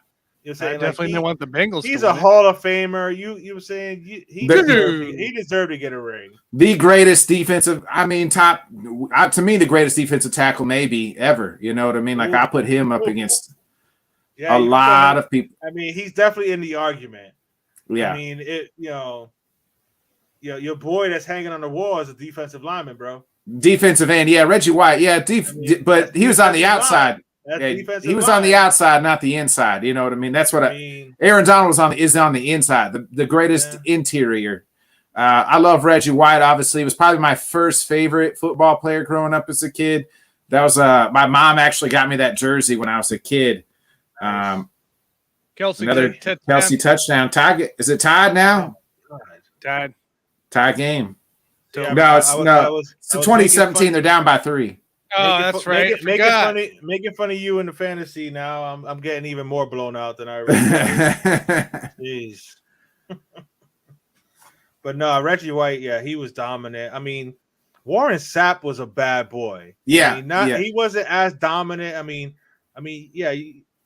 was a bad boy too. That's a good argument for Aaron Donald, but Warren Sapp was a hell of a defensive tackle. I used to love it used to be the NFC Central, right? Like before they changed the division. It used to be it'd be like Brett Favre versus Warren Sapp, like John and Jack in 1 week, and then the next week it was John Randall and Brett Favre, John Jackin, and going at each other. So that NFC, Central at the time now became the NFC North. But yeah, that they used to just a lot of fun games growing up. Yeah. So, all right. So who y'all got coming up next with y'all? Jonathan Gershman will be joining us. Oh, nice. Yeah. So he's always a good guy to talk with. Yeah, he knows. Yeah, of course. And then with the baseball coming up. Gentlemen, I appreciate you guys having me on. I'm going to go ahead and slip out the back door here, but I will be watching because I'm going to want to see I'm going to see what I got to see what Jonathan has to say about these playoffs tomorrow, man. I'm excited. I mean, I love football, but, when you're a baseball fan, from 4 years old, I've been playing baseball. Like I joke around that being a Puerto Rican born in the Bronx, I basically came out of the womb with a Yankee hat on. You know what I mean? So I love baseball. So this is my favorite time of year. Like I said, man, all the sports starting. What's the expectations for you, Johnny? For the Yankees starting tomorrow? I mean, it's tough series. It is. It's hard. It's hard when you get to the playoffs because you just don't know. I think the key, I mentioned it. I did a preview earlier this evening about the divisional round. I think my X factor is Stanton. He was just starting to get hot, so if he can actually give Judge some protection to where they actually have to pitch to Judge, then I think we can beat anybody. And then of course Cole needs to earn. He's got to show up. Yeah, he needs to earn his money. He needs to earn his money. But the only one that I honestly worry about is Houston. I worry about Houston. That's it. I mean, I mentioned it today. They're going for their 4th, American League championship in the last 6 years. I mean, that's a pretty dominant freaking run. As much as I'm not a Houston fan at all. Yeah, I mean they've been banging some trash cans, but who hasn't banged a trash can a time or two? Are you worried about Chapman at all?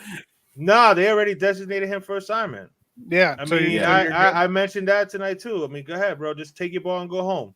I mean, you know what I'm saying? I understand that, your feelings are a little hurt because you lost your closer spot, but you lost your closer spot for being ineffective.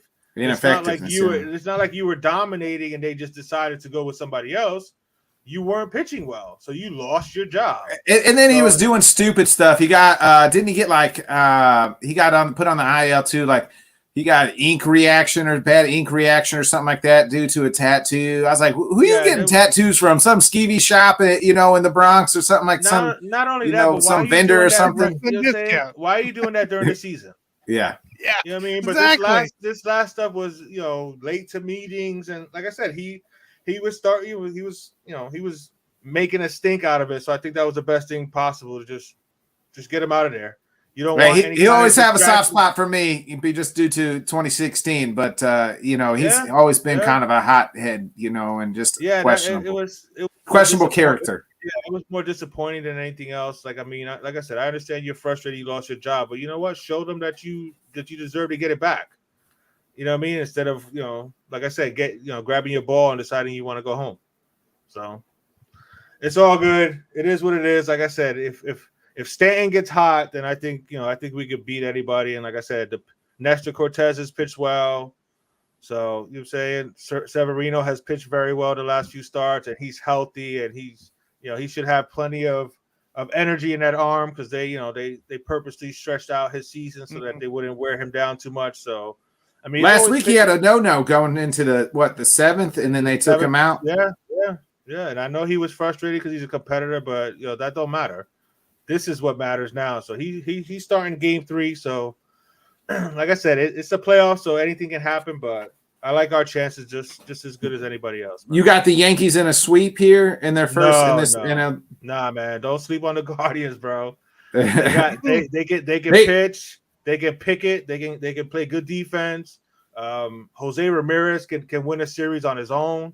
Like that's a stud right there. They might have been the hottest team coming into the playoffs. Like I mean, they were like 10-10, like 8-2 or something. Their last 10. Yeah, in their last 10. Yeah, and they and that's one of the things I spoke about too. Is there's the whole rest versus the momentum of having just won a big series, and they it was close games against Tampa, but they took care of Tampa in 2 games. So all of these wild card teams are feeling themselves right now. So I mean, it was almost 3 games in 2 games. So right. So I mean, and these guys are used to playing every day. So these teams that that got the bye, they're all 5 or 6 days, while these guys have that adrenaline and that good feeling from having just won a series. So I see Jonathan's ready to go, so I'm gonna let him swap spots with me, guys. I appreciate you having me on. It's always a blast, and I will be checking you out. Let Jonathan know that he better pick the Yankees, man. Hey, we'll see you, Johnny. Like it. All right, Johnny, appreciate you. on, dude. All right, guys, later. All right, guys, swapping one Johnny for another. Jonathan, what's up, dude? I heard that last comment. I'm sorry. I got the wrong shirt on, the World Series champion shirt. I got the wrong one. That's my fault. I love it. How's it going, dude? Going good. How you guys doing? We're good. Watching hopefully the Chiefs come back and take care of the Raiders, because right now Decimation's in trouble. So yeah, I've been watching right now. I got a little rooting interest for fantasy football purposes. Travis Kelce's killing me right now. I needed a slow day from him, and I unfortunately get 2 touchdowns from him. So have a slow day from him. Yeah, I needed I had Daniel Carlson as doing a good job for me, but I needed Kelce not to do anything. I needed him to be kind of like the Chicago Cubs, just kind of sitting at home. Hey, right. Hey, the Phillies are sent our, the enemy of my enemy is my friend is what I said about the Phillies. So they sent the Cardinals home in 2 games, sent the careers packing of Yachty and Pujols. Were you surprised? Was that the bigger surprise, or was there a different surprise on the road teams, right? I mean, who would have thought that 3 of the road teams take all these series besides 1? I was very surprised. I said when the postseason started, and I said it for leading up to the postseason, the Cardinals were the dangerous team. I've been saying that to you guys for about a month now, that I was really concerned that the Cardinals were going to make a run, and the sheer fact that the Phillies swept them in 2 games, that was not. I was not expecting that at all, especially how the Phillies have been playing over the last month. They've been kind of up and down. Whereas the Cardinals, for a while, were one of the hot teams going into the postseason. So it was a little surprising to see that was the case. I would say that would be the top surprise in my book of what the wild card round looked like, as far as the Phillies completely just taking control of that series. I was not expecting that at all, and it was As a Braves fan, am I glad to see Cardinals gone and not we have the Phillies who we've had some good success with this season? Absolutely, yes. I did not want as much as I wanted revenge on what they did to us in 2012 in the infield fly game. I'm actually more relieved to get the Phillies more so than the Cardinals. Yeah, the talk here is in Cardinal Nation here is that the closer got hurt on Wednesday. They threw him out there on Friday. I'm gonna put you in the manager's position here. Would you have put him out there? I mean, he got hurt Wednesday, had the hand issue. You're up 2-0 in the ninth, and then we saw it kind of implode for the Cardinals, and Phillies take game one. And I mean, you take game one in a 3-game series. That's you just need kind of gives you that leg up. Yeah, I because they were up pretty. What was the score going into that night? It was. I mean, Cardinals had a lead. They had a pretty good. Yeah, lead I thought it was 2-0 or 3-0. I think into the ninth, and they bring the closer in. Yeah, I mean, I would have brought the closer in. You want to close the deal. You want to shut that door down. Don't give the Phillies an opportunity. I would have brought him in. I mean, it's just even coming off of the injury like that, a couple days prior to. Yeah, absolutely. Because again, he got the clearance. He got the clearance to pitch.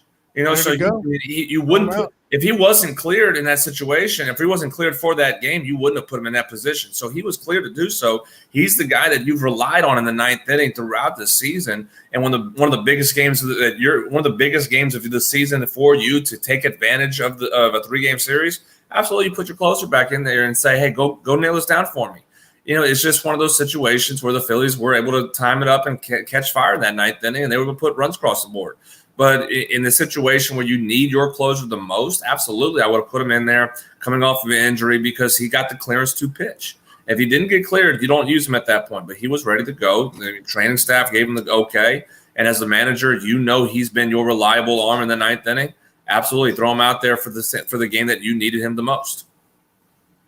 Yeah, take that, agree. Cardinals Nation and your Monday morning quarterback. I knew it was coming. Hey, Jonathan, I mean, maybe the craziest game was that Blue Jays and Mariners game. I mean, the Mariners are down 8-1. I mean, these Mariners they have that never say die attitude. You got to love it. I mean, because they were talking they were like 10 games below 500 at one point. Now they're, in the ALDS and playing well. I mean, that was just I've never seen a comeback like that, down 8-1. Then it was like 9-4. I mean, what do you make of the Mariners? Wild card style there. The Mariners I will say this. I'm not going to go to the comparison of saying they're going to run the table and win the World Series, but don't the Mariners have that feeling of what the Atlanta Braves did last year, where they had, they were sputtering around a little bit, and the front office made a move that basically says, we believe in what we're doing. We believe in you guys. We're going to make a move to buy in this season and see what you guys can do from here. With that Luis Castillo trade to bring in the ace from Cincinnati, and basically says, here you go. We got you an ace now to go get you ready for the postseason, who in game one of a postseason series starts, he gets the ball, you're going to have a chance to go win a ball game. They have that feel right now that like this is a feel-good story of the American League, the postseason, that they're catching fire. They're catching, they're at the right time, the right moment, that they can shock somebody. And sure enough, they shocked the Blue Jays. And I wasn't expecting that. I mean, again, I knew they had some good arms. They had some good opportunities to make some noise. But I didn't think they were going to beat the Blue Jays. And again, I mean, the Blue Jays at the beginning of the season were my World Series pick. I didn't, pick them as we got close to the postseason, but I figured they could make the Blue Jays were the better team, especially with a home field advantage. I felt like that was the opportunity that they, for them to get themselves going in the direction. And the Mariners absolutely just said, we're the hot team. We're going to take control of this series now. So they have that feel of we're a sneaky team that's just on fire at the right moment. And because of the front office, we saw it with Alex Anthopoulos with the Braves last year, and he's doing it again this year. When the front office makes a move to buy in and says, hey, I know we haven't had a great season, but I'm going to make a move that says we're here to compete. It does inject a lot of life and a lot of that that will to say we're going to go and do something now from the player's perspective.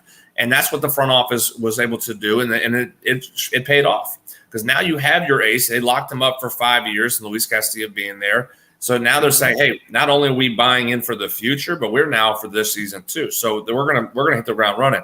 So I was, I didn't expect them to beat the Blue Jays, but at the same time, it's amazing what that positive influence that the front office can do to a team that is just very close from breaking through of being a contender. Yeah, the Nationals a couple years ago were like 10 games below 500. So it's like 2 of the last 3 World Series winners here. Hey, you get, let's say even exclude like 2020. So it's really, because that was just a mess of a sprint of a season, but you look at the Nationals and you talk about your Braves, they were down big. And then, here the Mariners kind of following that same blueprint. So, hey, let's go, Ems. I believe in you. What's the chances here of them knocking off the Astros? I don't want to count out a hot team, but I just don't think. I think the Astros are just too complete of a team, and I think that's going to be the difference. Now, again, they know each other. That's going to be the interesting dynamic for that. The dynamic, at least in the National League the division series, is that you have division rivals playing each other. Well, here's a division rival playing each other in the American League DS with the Astros and Mariners. So. Anything can happen with that instance of it. All the things that have took place during the regular season all go out the window. It's you got 5 games to do something to win 3. So this is the opportunity that the Mariners, if they can stay playing hot ball and kind of piecing things together and just chip away at that pitching staff for the Astros, maybe. But if you ask me to make a pick on it, I don't think that the Mariners have enough to do it. I think if anything, the maximum would go 4 games. Maybe a sweep, but I'd like to just give the Mariners at least 1 game at home that they'd win, and then the Astros would take game 4 from there. But it's a great feel-good story, and I'm rooting for the Mariners. I like to see that a team like that who's never given the opportunity do something, and that's what they're doing right now. I know you got your Braves beating the Phillies. Who do you like in the other National League? The Padres, who, with that pitching duo that they are throwing out, you looked good. Musgrave looked, they were checking him. The Mets are saying, hey, that can't be us looking that bad last night. It's got to be him. He's got something. Check his ears, check everything. Check his butt. He's got something on that ball because he is throwing heat. And then the Mets realized, oh, it's not him, it's us. We just suck and we can't hit tonight. Who do you like in that one? The Padres and Dodgers here. And like you said, 2 teams that know each other, and the Padres made those big moves that we've been talking about. Another Kelsey touchdown? Another Kelsey touchdown. Sorry, Jonathan, about your fantasy team. Yes. But who you like in that one? The Padres made those big trades to kind of catch up here with the Dodgers. I think this series could go 7. If the Padres bats can stay hot. I'll give you again. My heart is hoping Padres because again, Braves won their division series against the Phillies, and Padres beat the Dodgers. Therefore, Braves get home field advantage in the NLCS. But I'll give you the unbiased opinion, the thought process on it. I don't think the Padres are going to be consistently hitting enough to match the Dodgers. I think the pitching is better. I do think the Padres pitching is better than what the Dodgers have right now, and have at least going into the postseason. Again, no Walker Buehler. Tony Gonsolin's been up and down injury wise. Julio Urias he's been the ace of that staff with Kershaw still there. So, but I don't think the pitching is going to be in the favor of the Dodgers. But I don't think the Padres are going to be able to out-hit the Dodgers. And again, I know, and that's contradicting to what postseason baseball is about. Postseason baseball is about pitching. If you have the better pitching, you're going to win more times than not in a 5-game series or a 7-game series. I just think that the Dodgers are just too good, though. I think, at least in this series alone with the Padres, I think they've been more consistent offensively. Again, we've talked about how great of a lineup this was going to be when they made the Soto and Josh Bell trade and bringing Brandon Drury in. But the consistency hadn't been there with that team from that trade deadline move to where we are today until this series with the Mets. If they hit the ball like they did against the Mets, along with the pitching, different conversation I'm going to have here, and different thought process I'm going to have as well. I think then the Padres have a shot of really pulling off the upset. But the consistency wise, I don't know how that's going to be. And again, I'm contradicting myself, not only because I just said throw everything out the window for what happened in the regular season. I mean, I'm contradicting myself. I said that, but at the same time, how you played in those moments does define how you're going to play when this at least with division rivals, how you play in here. So with the Padres being what they were against the Dodgers, and the Dodgers did own them this season, that does have a factor into it. Now, if the Padres are hot, the Padres are hot. But I just don't think they're good enough to actually match the Dodgers bat for bat, run for run, unless that pitching staff just absolutely lights it up against the Dodgers again like they did against the Mets. By the way, real quick here, I did look up the Houston-Seattle series throughout the year. Houston won that yearly series 11-7. Mm-hmm. So with 2 sweeps involved in that. And what about the Yankees and the Guardians? Maybe two teams polar opposite here in the second half. The Yankees were, really struggled here in the second half, and the Guardians might have been the best team in baseball, especially this last month or so, to surge past the Twins and hold off the White Sox. And then they just sweep the Rays there. What's your thoughts there on the Guardians and Yankees here? Again, I nothing would make me happier than the Yankees getting out of the playoffs. I know that again, I'm trying to not speak from the heart here on it. I'm trying to be as real as I can be on it. I just don't. Again, the same conversation. About the Dodgers Padres. Can the Guardians outpitch the Yankees? Yes. Can they outscore them, though? That's going to be the question. I don't know about that right now. I don't really know if that's going to happen where the Guardians, where they have some moments where they can hit, and they have some good hitters. Jose Ramirez is probably one of the better hitters in baseball this season, and how he's been able to perform and be able to carry that Guardians team. But can they do it? Can they match run for run with the Guardians? And I don't know about that one. If you have Aaron Judge hitting the way that he's been hitting this season, if Giancarlo Stanton is being able to hit like he can, there's just too many bats in that lineup. And again, so I don't know if the Guardians are going to be able to score with them. Can they outpitch the Yankees?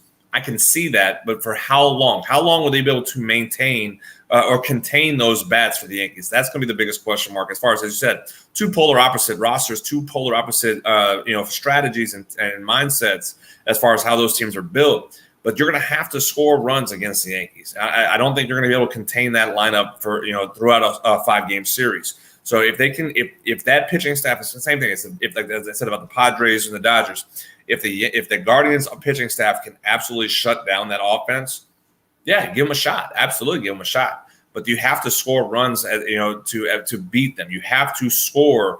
You have to outscore them. You can, 2-0 ball game, 2-1. I don't think it's going to be very likely to carry on in a 5-game series. You're going to have to score 5 runs, 6 runs, 7 runs to be able to compete with the Yankees, and I don't know if the Guardians are going to be able to do that. Home field advantage. That's your big key in place. Yankees are better in their home field than they are in any other ballpark because of the size of the field. I think that's where it comes into play.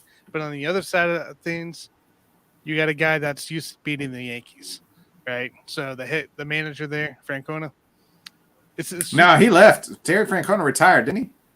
No, I thought he's still there. He was supposed to retire. I was thinking. I thought he left. La Russa. I knew La Russa. Hey, they should have left him. They should have left him. He's pulling La Russa right now. Tino's still managing. He's still doing a great job.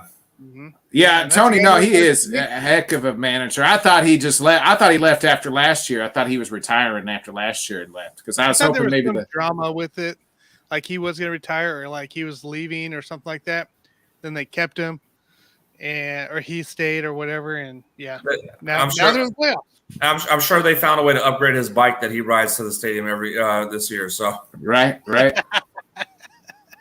Hey, so Johnny's chiming in here. He's just kind of saying, all about the pitch. And he said Yankees Braves rematch. What's that? That's like a 3-peat rematch. What is it? 95 and like 2000. Both those two teams. It was 96 and 99. 96 and 99. I knew it was like close. Yeah. The It didn't go your Braves' way. Hopefully, maybe it'll go your Braves' way if that's the rematch this time. I wouldn't mind that, and I would be more than happy to take that World Series away from the Yankees. Retribution against them. So I wouldn't mind that at all. I don't think they're going to do it. I don't think they'll make it through the American League Championship Series if they get there. Again, the Astros are just the better team. They're the more complete team on the American League side. I actually feel like the winner of Braves Dodgers, and I believe that's going to be the National League Championship Series. That's the World Series champion. Again, I think both those teams are better. They're more complete teams than what the Astros are. And again, I think that's going to be just another letdown for the year for the Houston Astros either between the Braves or the Dodgers. They're just too good. And again, I know what the Astros have done this year and running away with the Astros. Sorry, the Houston Astros. You're underestimating them. No, I'm just estimating them. I just look at what both teams. Look at what both teams, the Braves and Dodgers, have did, especially from June 1st, where the Braves and Dodgers have the equal records, as far as the best records in Major League Baseball. Those are two of the best teams in baseball over the Astros. I'd put those two over them, and especially in a 7-game series that, with the Braves pitching staff of what they have and what they can do. We saw that last year. It's the same pitching staff, except a little bit better this year. And that's a pitching staff that absolutely, held Houston last season. So a better pitching staff in Atlanta, and with an offense that is doing a little bit more, with more speed with the young guys of Michael Harris, with Dansby Swanson doing what he's able to do, with Matt Olson. Again, Matt Olson, who's not Freddie Freeman, but he still has the power. He's got more power than Freddie Freeman. And you have Ronald Acuna back as well. So the lineup is better this year for the Braves. The pitching staff's better this year than for the Braves than what they had last year compared to their World Series team. So why would I not look at it and say that the Braves are better than the Astros this year than if they were better last year? Fair enough. It's got a point. Fair enough. Fair enough. They got to get past the Phillies first. The Phillies might surprise them. And Phillies as a team, they're fighting as well. Their offense is clicking. Everybody's came together ever since halfway through the year. And firing since Joe Girardi, yeah, since they fired Joe, it's turned around. I mean, Jonathan, we kind of talked about it. Even now, the Phillies just thinking of it. It used to be like you're 10 games back, your season's over. What has happened here the last 4 or 5 years where teams have been absolutely dog crap? Maybe the first month and a half, 2 months of the season, and then they're able to turn it around and get in. What has shifted in baseball? Because it's usually, once you're 10 games down, the season's usually over. Is that just teams figuring it out, or collapses by other teams, or the cream rises to the top, or what?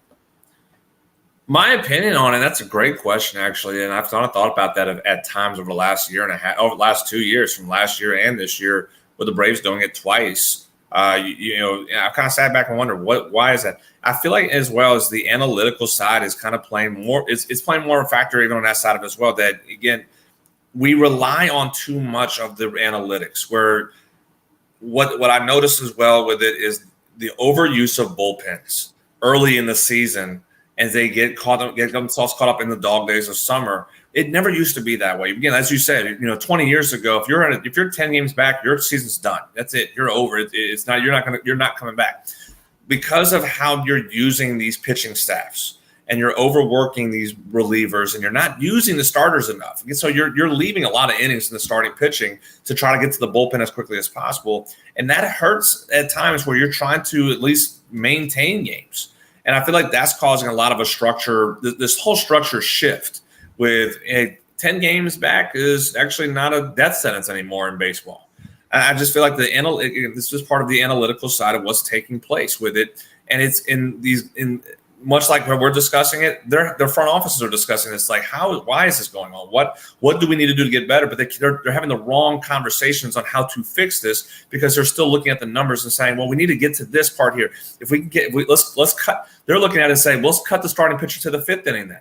Let's just get him 5 innings instead of 6. Let's not worry about getting him to the 6th inning anymore, because that was the last conversation over the last 5 years. Is if we get the starting pitcher to the 6th inning, have our bullpen pitch 7, 8, 9, we're going to be good to go. Well, now they're figuring out and say, okay, well, what about if we go 5th inning? All right, let's just get to the bullpen even sooner. Get that starting pitcher out. Now we have a pitcher in the 6th, 7th, 8th, and 9th. So you're trying to get a bigger bullpen, more arms or more value. That's why they're in. If you think about it, that's why they're making this. The rosters are expanding even more so now. You have the 26 26-man roster, then you're going to 28, and then you're going to as we get into the postseason. I think it's still at 28, 29. But you're adding more bullpen arms instead of adding more bats and trying to get more runs. They're trying to add more arms to make it to the point where they say starting pitcher goes 5 innings no matter what. Bullpen arm in the 6th, 7th, 8th, and we close it out in the 9th. But when you still do that, you're still overworking guys who are not used to pitching 50, 60, 70 times in a season, and that's what they're having to do now. So when you get to that point where the bullpen is just taxed and overworked in July and August and going into September, they're not able to maintain and hold those games as what you would normally see, what you saw 20 years ago. And so I think the conversations are just having the wrong conversations in the front office. Instead of saying, let's get back to stretching out our starting pitcher. Let's get them back going 7 innings. If we can get them in those 7 innings, we have a reliever pitching in the 8th and 9th. Well, hey, our bullpen is actually going to be more fresh. But they're not trying to do that. They're trying to get to the bullpen even sooner now. And the numbers, I can remember. It's the nerds. I remember there was a conversation as far as the number of innings pitched in the postseason or something like that. I might be completely off on the number, but it was like the starting pitchers last postseason were throwing almost 4 innings. They were only going about 4 innings on average for starting pitchers. And I might be completely butchering that stat, but it was something that I heard. It was very mind blowing to think of. It seems like the old adage of like once they get to that third time in the rotation, the third time in the lineup, like that's when they're like, oh, they get all weary about it, even if the guy is pitching well. Yep. And so they're not even wanting to get close to the third time. They're taking them out, but before the bottom of the order of the second time through. Some of these guys are they're getting them out of there, and just so you can get the reliever, to the bottom half of that second inning. So the bottom 3 of the lineup and that second time through, and then you have your bullpen guys continue from there. And so it's really hurting the game because again, how are you paying guys $30 million? You're trying to pay Jacob deGrom $40-50 million, and you don't want them going 5 innings, 6 innings, 7 innings, 8 innings anymore. That's the mind blowing thing. And if I'm an owner and I'm paying Jacob deGrom this offseason $50 million, and we're taking him out of the 5th and 6th inning, I'm having questions as far as why am I paying him $50 million if he can't even go 6 or 7 innings anymore? Right? Isn't this the same experiment stuff that they messed around? What was that 3 or 4 years ago, of where they were teams were starting relievers in the first inning, and then bringing in the starter. That's exactly 2nd through 6th. Yeah, the openers. Same setup. This is what it was. You had openers, is what they called them. So you have a reliever pitch to the 1, 2, 3 hitters. Best case scenario, you go 3 up, 3 down with your opener, your relief pitcher, and then you bring your starter in the second inning to face 4, 5, 6. Go 2 times through, get to the 6th inning. So the starting pitcher goes 4 innings, and then you get to the 7th, 8th, and 9th with more relievers. And that was an experiment. You don't see that anymore. And I think that was really looked at as you said, as an experiment that it failed. The smaller market teams that didn't have the quality pitching depth in their starting rotation. Sure, why not? Let's try it and see what happens. And it looked good. It worked for a very small amount of time, but you still having the. What if now the question is what if your starting pitcher doesn't go 4 innings and you don't get him to the 6th inning? You only get him to you only go 2 innings or 3 innings because he's doing something he's never done in Major League Baseball, be a relief pitcher, and he only gets you to the 4th inning. Well, now your relief pitcher you have to bring your bullpen in for the 5th, 6th, 7th, 8th, and 9th. You're using 6 relief pitchers to get through a 9-inning ball game. You can't use your pitchers tomorrow on the next game. You've really shrunk your bullpen. So that's why the experiment failed. And you don't really see those openers anymore, just because it basically you just have guys now go to a bullpen game where you bring in a relief pitcher, go 2 innings, 3 innings, and you just use a relief pitcher every 2 innings from there on out. They said that's better than just trying to bring a starting pitcher in as a relief pitcher. What's your thoughts? Because we see it in postseasons, especially where a closer will come in and pitch almost 3 innings. I thought in 2016, like that kind of hurt Aroldis Chapman, but it kind of also benefited for the Cubs because they were pitching Miller and those guys like multiple innings, and then the Cubs figured them out and were able to rattle off 3 games in a row to win the to win it all. And I know that continues to happen where guys are bringing in their closer for 3 innings. I'm not a fan of that. I know you want your closer, to, maybe your best guy in a bad spot to get you an out, but I mean, I just feel like you're taxing your closer, and eventually the longer the series goes, the better it benefits the other team. You do that if you know your bullpen is not as stretched out. If you don't have a stopper in the 7th inning, and you have to use your setup guy in the 7th and let your closer go 8 and 9, well, then you have no choice but to do that, especially in postseason play, because again, now everything's more condensed in essence of. So you need to make sure you use your guys who got you there. That's why the Braves, and the Braves, what they did last year was just phenomenal to watch with how they used the bullpen pieces, and they're doing it again this year with an AJ Minter, Tyler Matzik, Raciel Iglesias, and then you throw in Kenley Jansen after that. So the Braves have 4 relief pitchers that are absolutely just locked down guys. They're called the night shift, and again, we saw that from Matzik, who runners on 2nd and 3rd with no outs, and he goes 1, 2, 3, gets the Dodgers out of in the 7th inning. Turns it over to AJ Minter, turns it over to Will Smith, and you're done. So you don't see that happening anymore, especially with teams who have a more stretched out bullpen that you have 3 or 4 guys that you put them in that position, and you can go and shut the door down. Back in the day, as you said, with the Cubs and the Indians, when they had for what they had at that time, you only had 2 guys that really in that you could trust to go, hey, we need go to 2 innings here, and then bring your closer in for 2 innings, because you just had no choice, because that's who you had. That's the depth of those teams. And I mean, please tell me if I'm wrong with the Cubs. I can't remember more so as far as how their bullpen was, besides Aroldis Chapman at the time, how stretched out their bullpen was to where you had to use your Chapman more than just the 9th inning. You had to get him out a little bit more just because your depth wasn't there. No, it really wasn't. I mean, I liked, you mentioned the 3 guys. I always think of the Royals when they won the World Series. It was like, hey, if they're starters, they didn't really have great starters, that could, but if they could get you to 6, and then you had those 3 guys at the back end that you just knew, like 8th and 9th. Yeah, That's and all. you mentioned what the Braves have too, those night shift guys, and I like that style. Hey, I need my starter. If he can just get us 6 innings, so we can get a lead, even if it's tied, I'm gonna bring my night shift in and close it down with those 3 guys who are just absolutely studs at the back end. I wish more teams would do that. Just find those 3 absolute studs at the back end. Yeah, and that's what they're kind of doing. Again, you have the best part too with the Braves, and I'm not trying to just harp on the Braves being for my team, but Max Fried is 26, 27 years old, I think, so he's still a young arm. He's only been a starting pitcher. Max has only been a starting pitcher in big leagues for 3 years. I mean, that's the crazy part. So he's still got a lot of miles, that are, haven't been touched on that arm. Kyle Wright's in his first year as a starter. He's 24, 25 years old, so he's got a young arm that's going.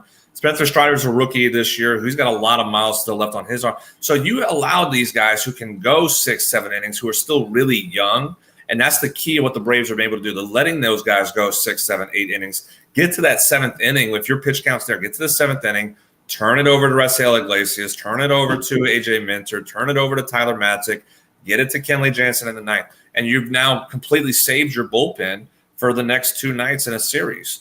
And so then Max Fried is able to do that. He's able to go 6, even if he's been off. I mean, there was times where he was off this season. He can still go 6 innings and get you to the 7th inning for your bullpen. Kyle Wright, 21 games a winner, was able to go 6, 7 innings, turn it over to the bullpen.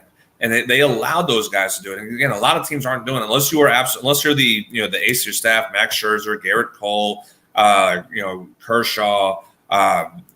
They allow those guys to go. Verlander. They let those guys go as deep as they can, and then you turn to the bullpen. But a lot of teams aren't letting just anybody else go in their rotation. They're trying to get 6. They're trying to get 5. Get me 5 innings. We'll go to the bullpen. The Braves have been doing the opposite. They're saying, "Hey, you're young. Go. We'll ride that on as long as possible. Get you to the 6th, 7th inning, and then we'll get you out of there for the bullpen to take over from there. And at that point, it's ball game."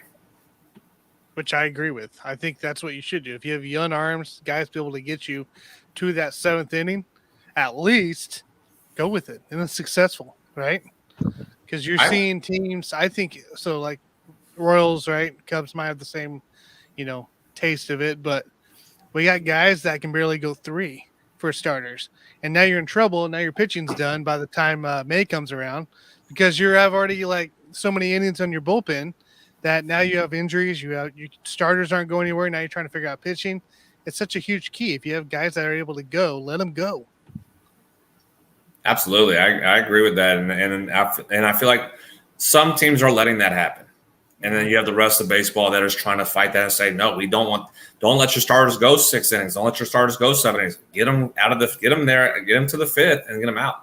And it really is. It's really bizarre to think at because that's what their job is. And if you're paying these guys $20+ million, $30 million, $40 million, I mean, the market's going to continue to go up for our starting pitchers. It's going to continue to go up. How do you justify? And again, I get it. Go 5 innings, and you're saving his arm and whatnot. But at some point, the starting pitchers are going to get hurt, which we saw a lot this year. We saw a lot of starting pitchers go down this season, a little bit more than normal. Now you can say, oh, it was a lockout. The spring training wasn't the same. The schedule wasn't the same. But you're seeing these guys not be able to work through 7 innings on an annual basis. And that way, that means their bodies are not able to handle going 7 innings anymore. They're not able to go handle 8 innings anymore, throughout a season. I mean, I would love to be able to look and research as far as I may make my little assignment on myself to do so, just because I love doing stuff like that. How many what was the percentage of pitchers and starting pitchers that did go 7 innings, and how many this season didn't? I mean, that'd be an interesting aspect, an interesting statistic to see where the number has at this season in 2022, and compare it 10 years ago, compare it 20 years ago. And I know that number is going to be astronomically different 20 years ago than what it is today. But what it tells you what direction we're going in, more so with our starting pitchers and how they're going to be used in the future. Right. So do you?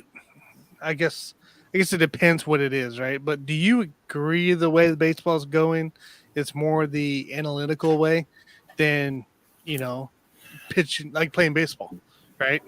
Like I guess I know there's benefits both ways, but from what we're seeing, just I know the percentages and thinking, oh, it's just like NFL, right? They have their 3rd and 1, 4th and 1, 2 point, 1 point, what they got to do. Like, what's your thoughts here on that? So, would y'all believe me if I say that I use a little bit of analytics? Again, a little bit, because analytics with the teams that I coach, with the teams that I'm coaching kids. All right, another missed field goal there by the Chiefs. I'm coaching kids, but I use analytics to an extent. At the level you're playing in Major League Baseball, you have to use analytics. You have to use analytics at that level. You just can't rely on it, and that's the problem. These are relying on. It's got a holding call. Oh yeah. First down, Chiefs. Holding call. Let's go. No, you can't rely on analytics by itself. And that's the issue that you're seeing with baseball right now is that these teams are relying on analytical groups and analytical departments to make decisions based on the field stuff. You have to use it as a tool. Again, the conversations I have with people about analytics, it is a tool to be used. Just like baseball experience, baseball knowledge, just like the scouting reports. It's what it is. Analytics is essentially it's another page of the scouting report. But if you rely on it and you live by it, you see it fail. That's why that was the discussion about Moneyball. If everybody remembers, and I know the movie itself was a lot of Hollywood, thrown into. A lot of Hollywood with it. But the gist of what the point of the movie is you cannot fully rely on Moneyball analytics without the talent in baseball. The baseball level itself. That's why the Red Sox won the World Series by using Moneyball. Because at the end of the day, they still had the talent and the money that was necessary to get the better players. Whereas teams like Oakland A's never win a World Series just using Moneyball. They don't have the upper level talent. The talent side has to be there. But if all of these teams who've been using it for so long, they've forgotten that, hey, baseball players play baseball. They're not computer geniuses that just know how to hit a ball. They don't know how to use the situations that are out there. They play the game, but you have to use the numbers for the and that's what it was for over 150 years. Baseball's been based off of numbers, but we never relied on the numbers. Now we're relying on the numbers. We're living by the numbers, and we're dying by the numbers. And that's what's causing this ripple issue that we're seeing in baseball over the last 5, 10, 15 years, is that we're now letting these departments of numbers make the decisions for baseball lifers and say, you need to learn how this works, or we're going to find somebody who will do it that we want. Yeah. And that's the issue. I feel like I don't mind analytics being part of the game because it's necessary. Limit the usage of the analytics, and you have a great balance of it. But if you rely on the numbers and you rely on the analytics more so than just the baseball side itself. Another Kelsey touchdown. That's 4 today. Sorry. Ruining my night. Another 4 touchdowns. Hey, as long as it's not CH. Hey, boys, I'm gonna have to get out of here. I got to get to bed a little early tonight, so I will holler at y'all later. Hey, Jonathan, appreciate it. Hey, absolutely, Nick. We'll see what happens this week, man. Next week we talk. I guess the ALCS is almost CS is about to kick off, so we'll see what happens. Tomorrow starts? So yeah, by the time Monday comes around, we should be pretty much figured out. So. We'll have an idea. We'll see how happy I am or how sad I am. Hey, the Saints looked halfway decent. Maybe they should stick with Andy Dalton over your boy Jameis. That's all I'm going to leave out on that. Hey, we'll see you guys. Hey, Taysom. Let's talk about Taysom. Hey, yeah, right? Hey. All right, Nick. See you guys. Catch you later, dude. That's funny. Leaves on with the Saints. You got to get that shot. You got to get that shot with, on Jameis before he heads out. Jameis shot. Oh man. So yeah, I don't know. I'm interested. I'm excited for baseball coming into play. A lot. I don't know. It's the best time of year, but it's also gonna be interesting to see how some of these other programs do that. We're in the. I guess we're in the contention here. Teams like the Royals are already firing people, changing up staff. They still got a few more people to get rid of, but it should be a new image for those guys. And, I'm curious to see if a team like Tampa and Toronto have a little bit of changeover as well, because those are two teams that obviously were kind of favorites going into this wild card series. And, well, Toronto blows that big lead and Tampa ends up losing in 2.5 games in 2 days. So, I could be interested to see how Toronto responds to it. I don't think Kevin Cash is in jeopardy of losing his job or anything like that. I don't think any changes are in that aspect. Just because, again, small market team, not a lot of money, so you're not bringing in somebody who's going to do anything different than what you already brought in for the culture of the franchise. The Blue Jays, however, again, they have they're young, talented team. They're still lower on the low-ish side of payroll. Amongst the Major League Baseball teams, but that talent, again, you brought in George Springer, you've been bringing in and trading guys, bringing in Alex Manoah, you had a lot of free agency brought into that, so that could be a conversation of Toronto job being, if manager or general manager up for discussion, and I think the manager job is going to be more up for discussion first before the general manager, because again, that's what we've become more so with baseball is the general managers. General managers survive more before the managers do. They survive first, and then you start having a conversation as far as the general manager. So it's really changed a lot because it wasn't that way. You used to have the managers really were the ones in control for the longest time. The general manager's job was to provide what the manager needed. Now it's flip-flop. Now it's the general manager saying, well, what do you have for me that I can put a team together for you?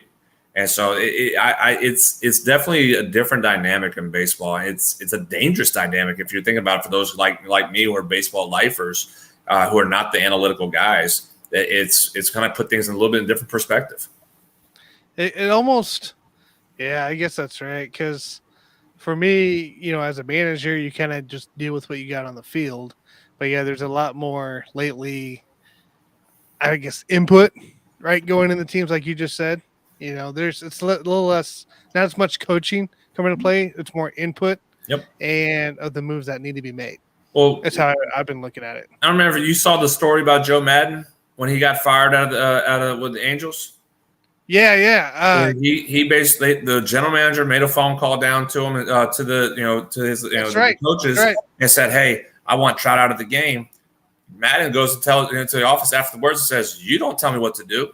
You don't tell me how to do my lineup. You're not going to come and call me. Say your job is to be up top. My job is to be in the dugout. That's how this relationship is going to be." The next day, he got fired. Yep. I mean, and nobody blinked an eye. Nobody blinked an eye on it, and that's where the power shift has completely changed in baseball. Is the general manager now has the full power of the team, and the manager doesn't. I mean, it makes me really wonder, as far as like guys back in the day, if Joe Torre, would Brian Cashman ever do that to Joe Torre? John Sherholtz ever do that to Bobby Cox? I mean, absolutely. Huh? Did you imagine that? Oh my goodness! Ozzie, probably in the middle of a ball game, he would have gone up to the general manager's suite and said, "What the hell are you doing?" He would have left the dugout, went up by the fans in the middle of a game, tirade the whole entire way.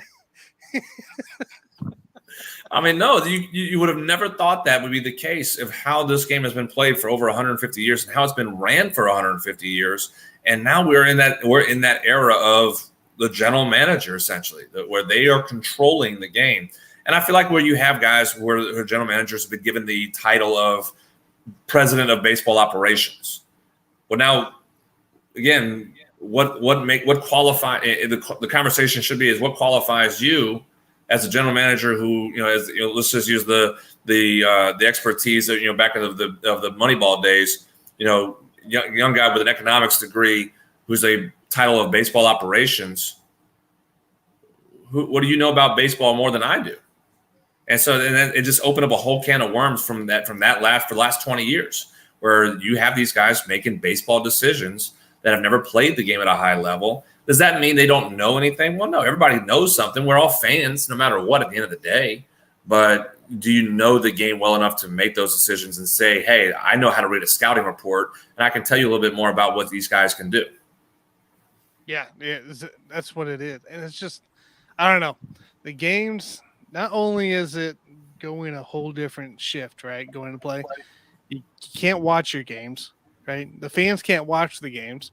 I think I literally, at home, I watched one game, and that was because it's free on YouTube for a Royals game, right? I could watch any other game, though, with the MLB app. And with that focus, plus the way the game is shifting, and then you're hearing more and more drama come into play, and now there's not any really big parity, right?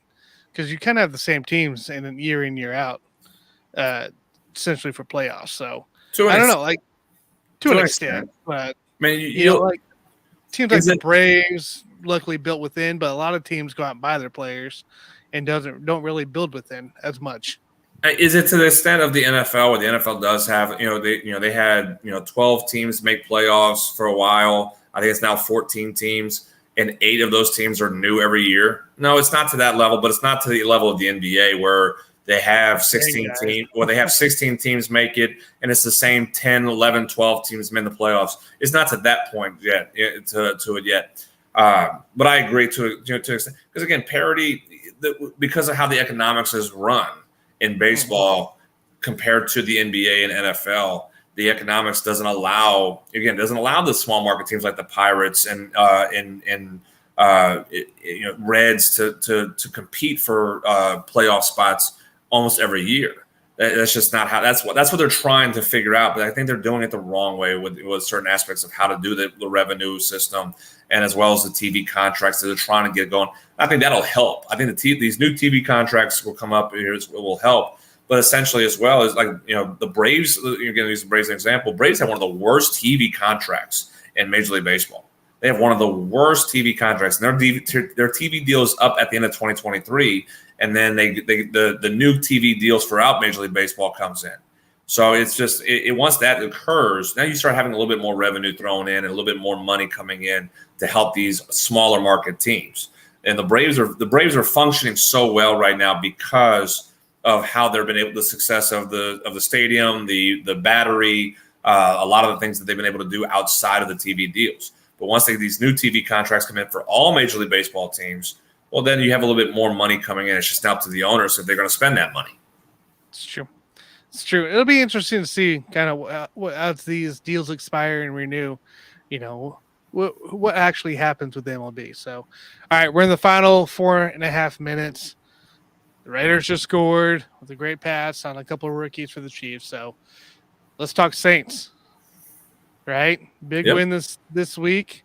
Much needed win this week, more like it to say it. And Taysom Hill came alive. I mean, I know Jameis Winston might, still out. Chance that he might be out for next week too, right? Because I thought it was like a 2-3 week injury. Yeah, I think it's going to be a little bit longer right now than what they're probably anticipating. They're going to let Andy Dalton run the offense for a little while just to make sure that he can be 100%. Because as we said, that having a back injury and sustaining one myself, it does change a lot of how you play. It does change a lot of how you play the game and everything. So giving him time and Andy Dalton's doing his job. He's a game manager. Let him manage the game and try to let the offense run. And I think they're going to utilize Taysom Hill a lot more now. I think they're figuring out, they're going back in time and seeing how Sean Payton used Taysom Hill when he was the Swiss Army knife player instead of trying to make him the quarterback and say, okay, well, we need to do the same thing. We need to get him to be the running back, the tight end, the kick returner, the punt returner, the special teams player of the week type of guy. Let him go and be a football player. Mm-hmm. Yeah, and that I guess it was just nice to see a Saints team, basically rebound like they did after such a tough loss. And for your Saints, we kind of seen the struggle with Dennis Allen, with the offense and the defensive side, and they came out and they played really good ball against a really great offense, by the way, of Seattle. You got to give those guys props. Geno Smith's out there looking like a legit starting quarterback. I don't know what it was, maybe a buy-in system or what it is with him, but were you with Geno going off like he did? Were you nervous towards the end of the game? I've been nervous about this team. I have been even before the game, and just because it just doesn't feel like a Saints team what we've seen over the last 15, 20 years. Because it's not, and my expectations were not the same with Sean Payton as the head coach, with Drew Brees under center. I know it's not the same team. I know it's not going to be the same offense. It's not going to be the best offense in the NFL like we've seen in that time frame. So there's been some nervousness every game right now, and I feel like this, as I've been saying to some of the other shows that I've done about the Saints wise. There's still an identity crisis right now. There's still an issue as far as what this team is. Who's running the show of this team? Because I as I said to you guys before, and I said to others as well, I like the idea of bringing in Dennis Allen to be the head coach, who understands the culture of the New Orleans Saints. I understand. I like the idea of keeping Pete Carmichael as the offensive coordinator because he understands the culture of the New Orleans Saints. Chris Rashad and Ryan Nielsen as coordinators, defensive coordinators, because they understand the culture of the Saints. Now, here's the bad part about it. Is it still Dennis Allen's team, or are we still trying to run Sean Payton's team? Are we still trying to run it as Sean Payton's team with different coach with a different head coach now? And I feel like that's been an issue with this team is we're trying to figure out we're trying to run Sean's team without Sean being there. Instead of letting Dennis Allen essentially be Dennis Allen and be the head coach and be the guy to run this team. And so I think there's a little bit of identity crisis. And it does fall onto the offensive side because, again, it's still Sean's offense. Just Sean's not running the plays. He's not calling the plays. It's a different voice. It's a different quarterback. It's a different ideology because it's a different person. But it's the same offense. So there's a lot of issues with the identity crisis I feel like this team is having. And you're seeing it week in, week out, and it's becoming more apparent each time. And Saints fans are seeing it as well. And that's where the frustration of the Saints fans is coming in because we're like, wait a minute, we were expecting something a little bit different. Not totally different, but something a little bit different to where we know what we are. We have no idea what we are right now. We have no idea if we're going to be able to be a contender. We have no idea if we're not going to be a contender. That's the issue right now with this team is there's just no identity. No, it's very true. I mean, I don't think they made. I mean, it wasn't necessarily the wrong move by any means of shifting over. You kept the game, like you said, the same chemistry, the same mindset going to play. But you're right, it's not. It's just not a new face by any means. And like you said, Sean Payton, it looks like a Sean Payton ran team right now. We're trying to run a Sean Payton team. Yes, I'll Let's put it that way. Trying. It's a lesser version of Sean Payton's team. You know, I think I'll go to the 2012 which one was the I think it was the 2012 season. That was after it was the Bounty Gate year. The suspension year. Yes, that we're still trying to be. Sean wasn't there, and it was just completely a cluster of an issue with that team. Mm-hmm. It feels the same right now. It just kind of feels that way. It's just we're a good team, but not a great team. But we're not bad. But being a good team, just not being a bad team type of situation. It's just like we're all over the place with it. And it may be the point of, maybe Dennis Allen wasn't necessarily the right. I don't want to say he's not a head coach material, but maybe coming into play, having to fill in the shoes of a guy like Sean Payton, after working with him for so long, might be a little bit tough a tough task to be able to implement some of your own stuff.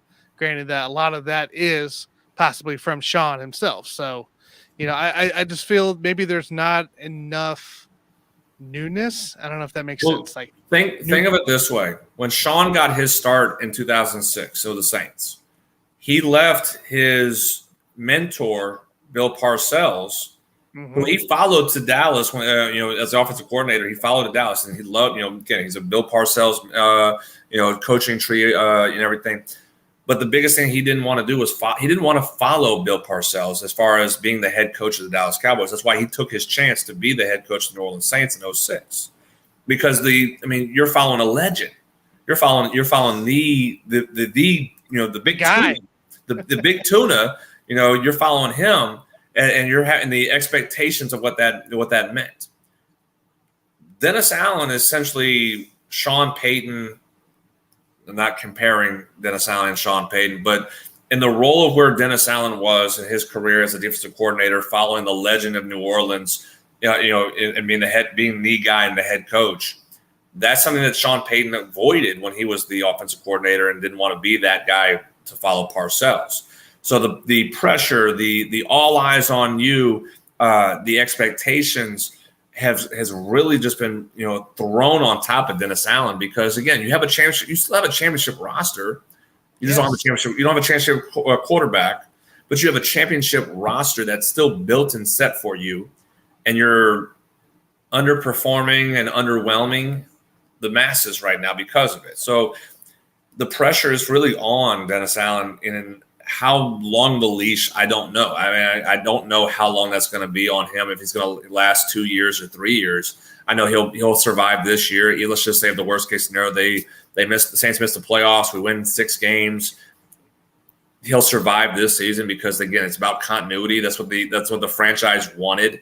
They wanted stability and continuity post Sean Payton. But as time goes on, you have to move on. And if you're not getting the progress that you were hoping for with a championship roster, which that window is not going to stay open for very long, especially with the finances and what the Saints roster is, you got to make some decisions here pretty soon. How long does that window stay open? And then you have to be in a rebuild mode, even more so than what you're trying to avoid. And that's going to be the issue more so about Dennis Allen and the front office is just how long does this window carry on? How long of a leash do we give Dennis Allen, and how long do we give him the benefit of the doubt?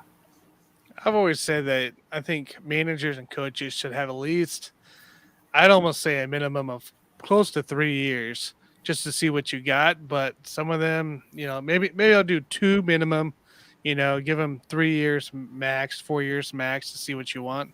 Like, the whole Matt Rule thing, right? That was like a 7-year deal they signed, and they wanted to can him after 2. Granted, they canned him 2.5, I guess you could say. But, it's, you got to see what you got, and sometimes it only takes 1.5 years, 2 years to know what kind of coach and head coach you got and how he fits the system that isn't running with the players.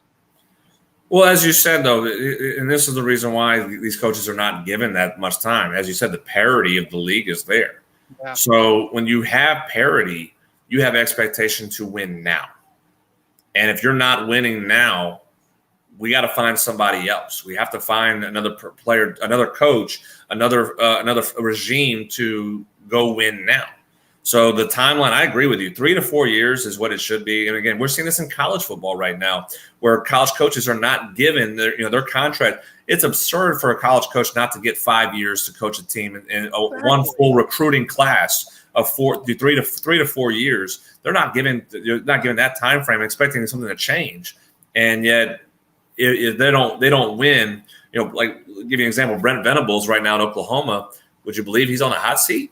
I would believe it because he's 3 and he's lost 3 games already. He's lost 3 games already with a team that blowing out by Longhorns too. Yeah. Oh, absolutely. You don't do that in Oklahoma. You don't. I mean, again, that's a fireable offense if you get shut out by Oklahoma. Something that hasn't happened by Texas. That's something that hasn't happened since 1968. So, I mean, if that in itself is going to put him on the hot seat right there. But he's in his first season. He's already going to be, talked about being on the hot seat moving forward before he even get his first recruiting class, like his first recruiting cycle. So and they're going to SEC as well, which is maybe why he's on the hot seat. Maybe, but that's the point of it, though. Is like you got to win. You got to win now, and that's the business side. And I feel like that's what everybody's starting to realize, especially with college football itself, is that the business is winning. And the NFL, you're not. It's not for long, is what they usually always say. The NFL is not for long. If you're not winning, you're not being here for long. And so if you're going to get 2 years, they're already talking. Again, Nathaniel Hackett for Broncos, he's on the hot seat right now because of how things have looked for with him and that roster and with that team. Brandon Staley for Chargers is on the hot seat after this is year 2. I mean, there's no time anymore. You have to win now. And so same with the roster you may have inherited, that's maybe not healthy, maybe not good. But that's where the conversation should be had with these coaches is, hey, can you look at the roster and tell me what you need? And if this should be an interview process. What do you need for this roster to be a championship roster in your eyes and with your philosophy, with your means? What about this roster can you take, and what do you need moving forward? And I don't feel like that conversation, and again, I'm spitballing here, but I don't feel like that conversation is being had enough with these coaches who are being brought in to coach. They're basically saying, here's your roster, go win now. And if they don't win now, well, all right, you're fired. We'll find somebody else in a year or 2. Yeah. We'll just tank for a little bit, get some first round picks, and call it good. Yeah. That's literally what it seems like. And the thing is, some of these teams, and this is not just NFL by any means, but a lot of these teams are also firing winning programs, right? Winning coaches, which we've seen in history. But it's like, even Brandon Staley, yes, he makes questionable decisions, but he's still bringing you to a winning stage, a competitive stage. But of course, he's not taken to that next level. Well, I think that's probably the hardest thing. We'll throw in the name Jim Caldwell. Jim Caldwell with the Lions. I think he was the last. He made it. He got them to the playoffs, I think, one year with the Lions. Yeah. And he was fired. And they haven't won more than 3 games in a season since then. Same thing with the Colts. Jim Caldwell was fired with the Colts, and I mean he was fired when they had the Peyton Manning. I think with the Peyton Manning year that that with his neck injury he didn't play. They fired him, bringing Chuck Pagano, and Chuck Pagano gets Andrew Luck. And so you have a guy who's been to the Super Bowl, he coaches to a playoffs, and they fire him. I mean, Marty Ball, right? On the Chargers, they went 14-2 that year, lost in the first round of the playoffs, and he got canned. Yeah. It's a brutal. You got to win championships. Career. You got to win championships. If you don't win championships, you're useless. Yeah, if you can't win, like in the time it really counts, it don't matter what your record is half the time. So, All right, Jonathan, I won't keep you much longer here. I know you and I might try to do a show tomorrow night for Let's Talk Sports. We'll do our little series going into play.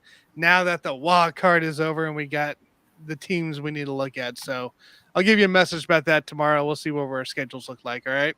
Sounds good, Tanner. Awesome. Jonathan, I appreciate you joining on as always every Monday.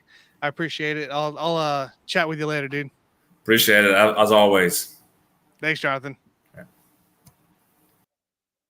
Jonathan Gershman, Alpha Performance. Such a great guy to talk to. All right, guys, let's finish this Chiefs game here. 2-minute warning, fourth quarter. Chiefs up by 1. Raiders are marching down. I saw somebody had like a sign in the Oakland or Las Vegas fan, and it said, Derek Carr comeback. Win.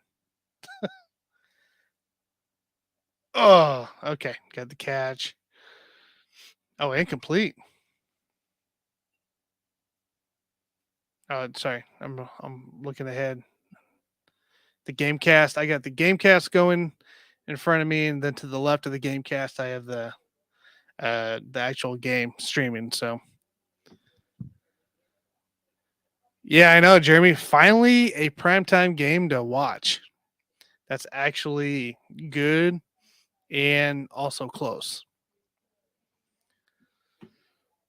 I will say, Ryan's right. Ryan was right. It's going to go possibly above 60 here. So I had the under. I thought it'd be more defensive, less scoring, but both of these guys are making a case. Oh, look at that hole. Come on. Throw the flag. You threw the flag for everything else. Come on, baby. Nick Bolton. This is so close here.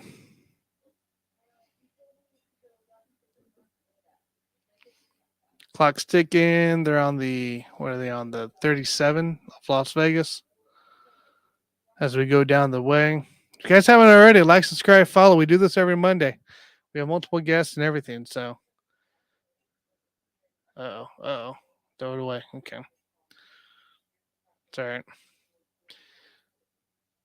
We got the, don't forget, check out the post-game show coming up on Let's Talk Sports with Bill, the Man Cave guys, and Connor. Do a great job there. It's always a fun time. Make sure you guys check them out right after the game here on Let's Talk Sports.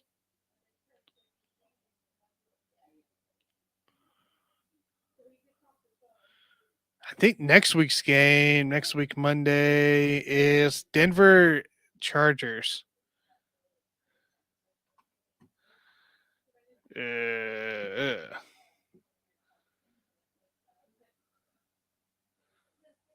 Stop him. All right, all the timeouts are gone.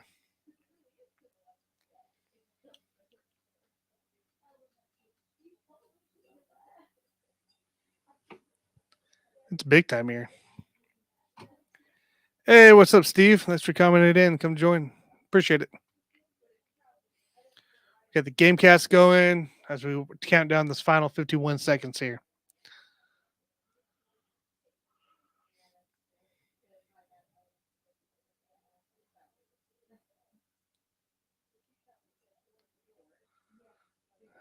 This is actually a close primetime game. We haven't had one of these in a long time. It's been a little bit.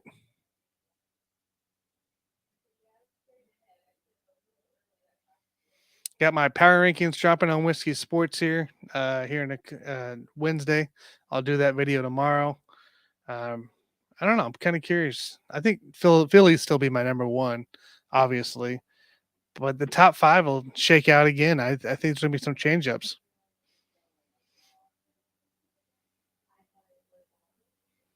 Devontae's so good. It's stupid. It's stupid how good he's good. I've been joining people podcasts today and still looking to join. Hey, you know what? Like, subscribe, follow. We got Whiskey Sports Podcast, Sports Buffoons. Let's Talk Sports. If you go look at Let's Talk Sports, look for the logo right below. It says free of. It's great channel. They have tons of content daily going on for sports. I mean, literally tons of it. There's a post-game show right after the game ends here today on Let's Talk Sports. It's a great time. So tons of content out there, tons of channels. If you go to Let's Talk Sports, you won't be disappointed. Oh, man. 1 only got one. One. Catch. No, he tapped. No, it's on possession. He didn't have possession. Incomplete. Incomplete. He bobbled it. That was a bobble.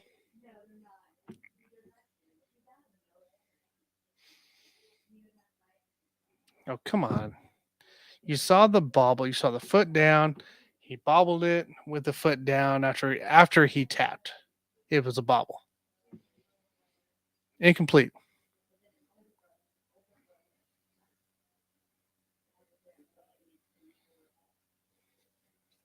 Still, Devontae Adams is so good. Incomplete. Come on. Let's go.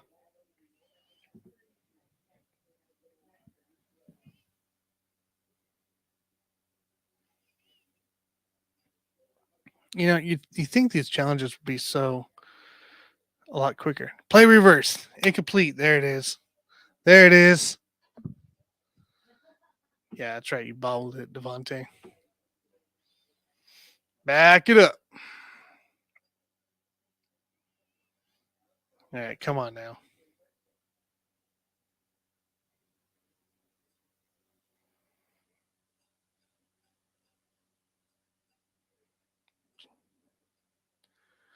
Third and one.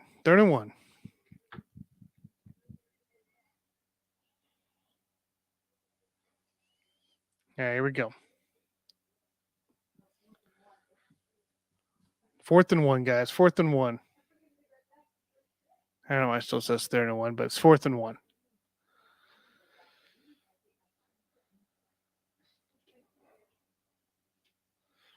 Watch for Jacobs.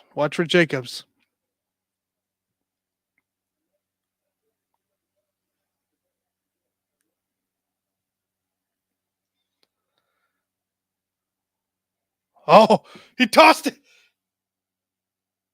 No flag? No flag? No flag? No flags? No flags. Can I do it? Can we get the new? Let's see this replay here. So he's trying to go to Vontae and Renfro up top. Let's see what happens. Okay. Oh no, Devontae and Renfro run into each other. They Raider it. They run into each other. It's not even pass interference on this one. Oh yeah. That's not pass interference at all. That's bad route running. I'll take it, ladies and gentlemen. Kansas City Chiefs win by 1 point. Comeback win. I can't be mad. I can't be mad at all. Because we got the Lat Show going here. So, guys, if you haven't yet, please like, subscribe, follow. Go check out Let's Talk Sports right after this game here. Bill, the Man Cave Boys, and Connor are going to be doing a post-game show on this. It's going to be a great time. Go like, subscribe. Everybody, we'll catch you next Monday for, I believe, the Chargers-Broncos. Could get ugly. So, hope to see you guys next time. See you guys. Hey everybody, thanks for tuning in to the Buffoons and Bodkins show. Make sure you hit that bell, subscribe, and follow for more content. Swing over to the Bodkins show, subscribe and follow for him, and then also swing over to Let's Talk Sports Network and go subscribe to him because it's phenomenal for what he does, and there's a lot more to come on that channel between us as well. So